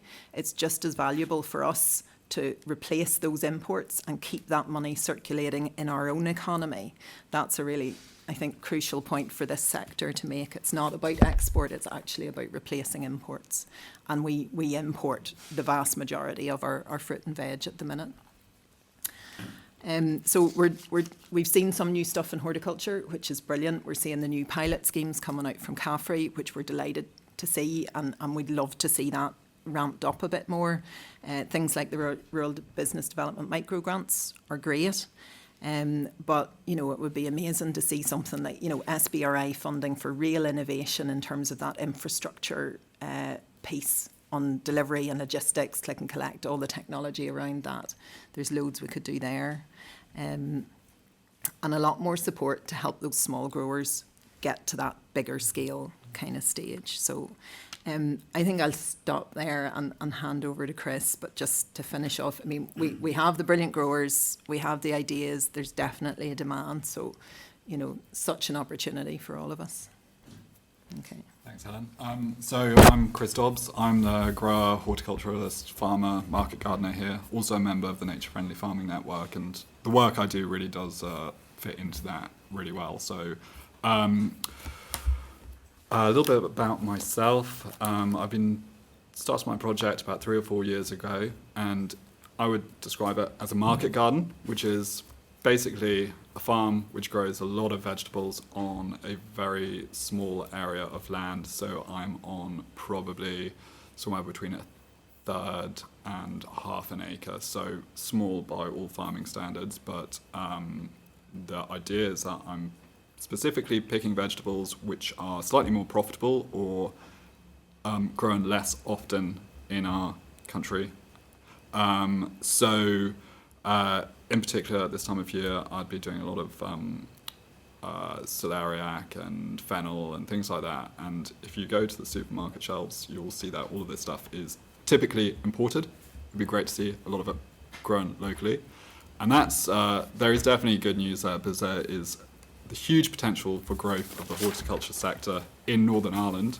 You just have to have a look in your fridge and see the country of origin on some of the products in there. And a lot of those products could be grown here in this climate. You just need to basically keep the door open for small growers to come in and start growing these products. So, yeah, a little bit about my business. I mainly sell my stuff through, there's a greengrocer here in Carrick, which is community owned. I do a couple of other local greengrocers as well. I also sell to restaurants, and I have a veg box scheme too. So these are kind of all alternative routes to market. And these alternative routes, particularly the veg box scheme, I think is basically answers or is a solution to a lot of the problems around our food system as it is. And those could be environmental, but it could also be, you know, in terms of health, public health, and also our food sovereignty as well. Because let's not forget, it's really important to have a good source of food at home as opposed to importing everything, because with, I mean, I think we've seen some of the impacts of global events in terms of our food supply and things, social, political things, but also climate as well. You're seeing areas of the world where a lot of our food is grown in severe drought, and there's only so long that they're necessarily going to be able to keep growing there. So we should try and bring a lot of our growing back home, and in terms of logistics, it's a lot easier to supply locally.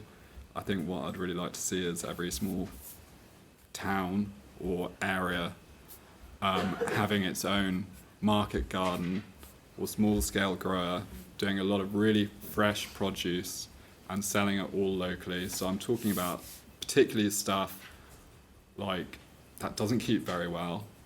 So our salad leaves, our pak choy, our kale, our chard, our spinach.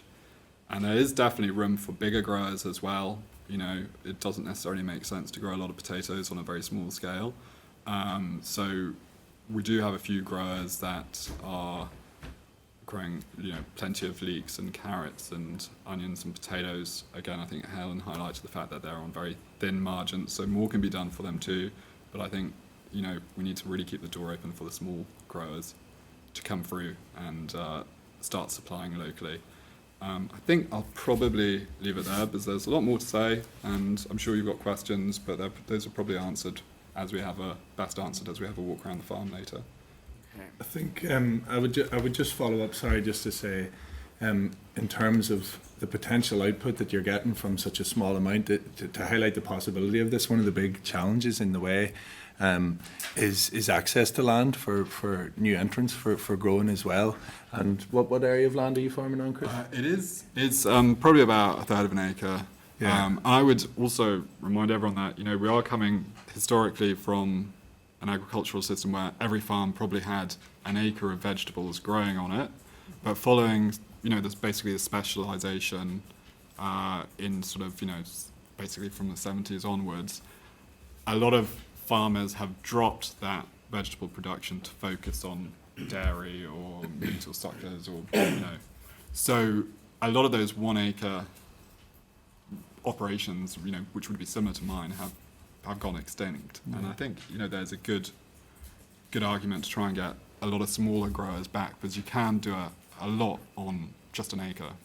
Yeah, so in terms of the diversity you could bring to the farming system and economy in Northern Ireland, it's huge compared to the amount of land we're talking about being transferred over. I was at Helens Bay Organics yesterday with John McCormac. He's farming 7 acres. And he's making £40,000 a year for himself as his wage, as well as employing 3 full-time staff and 3 part-time staff locally. So, like, we're talking serious turnover for the amount of land in question.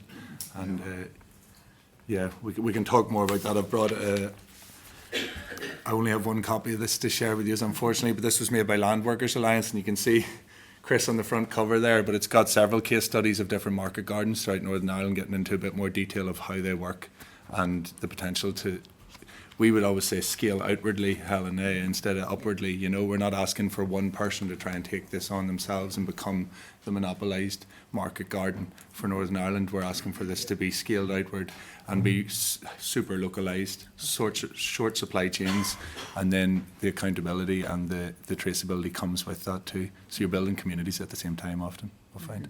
Thank you so much. John, just before you came in there, what we'd said was in terms of the interest of time, and I know that you have to go, I think.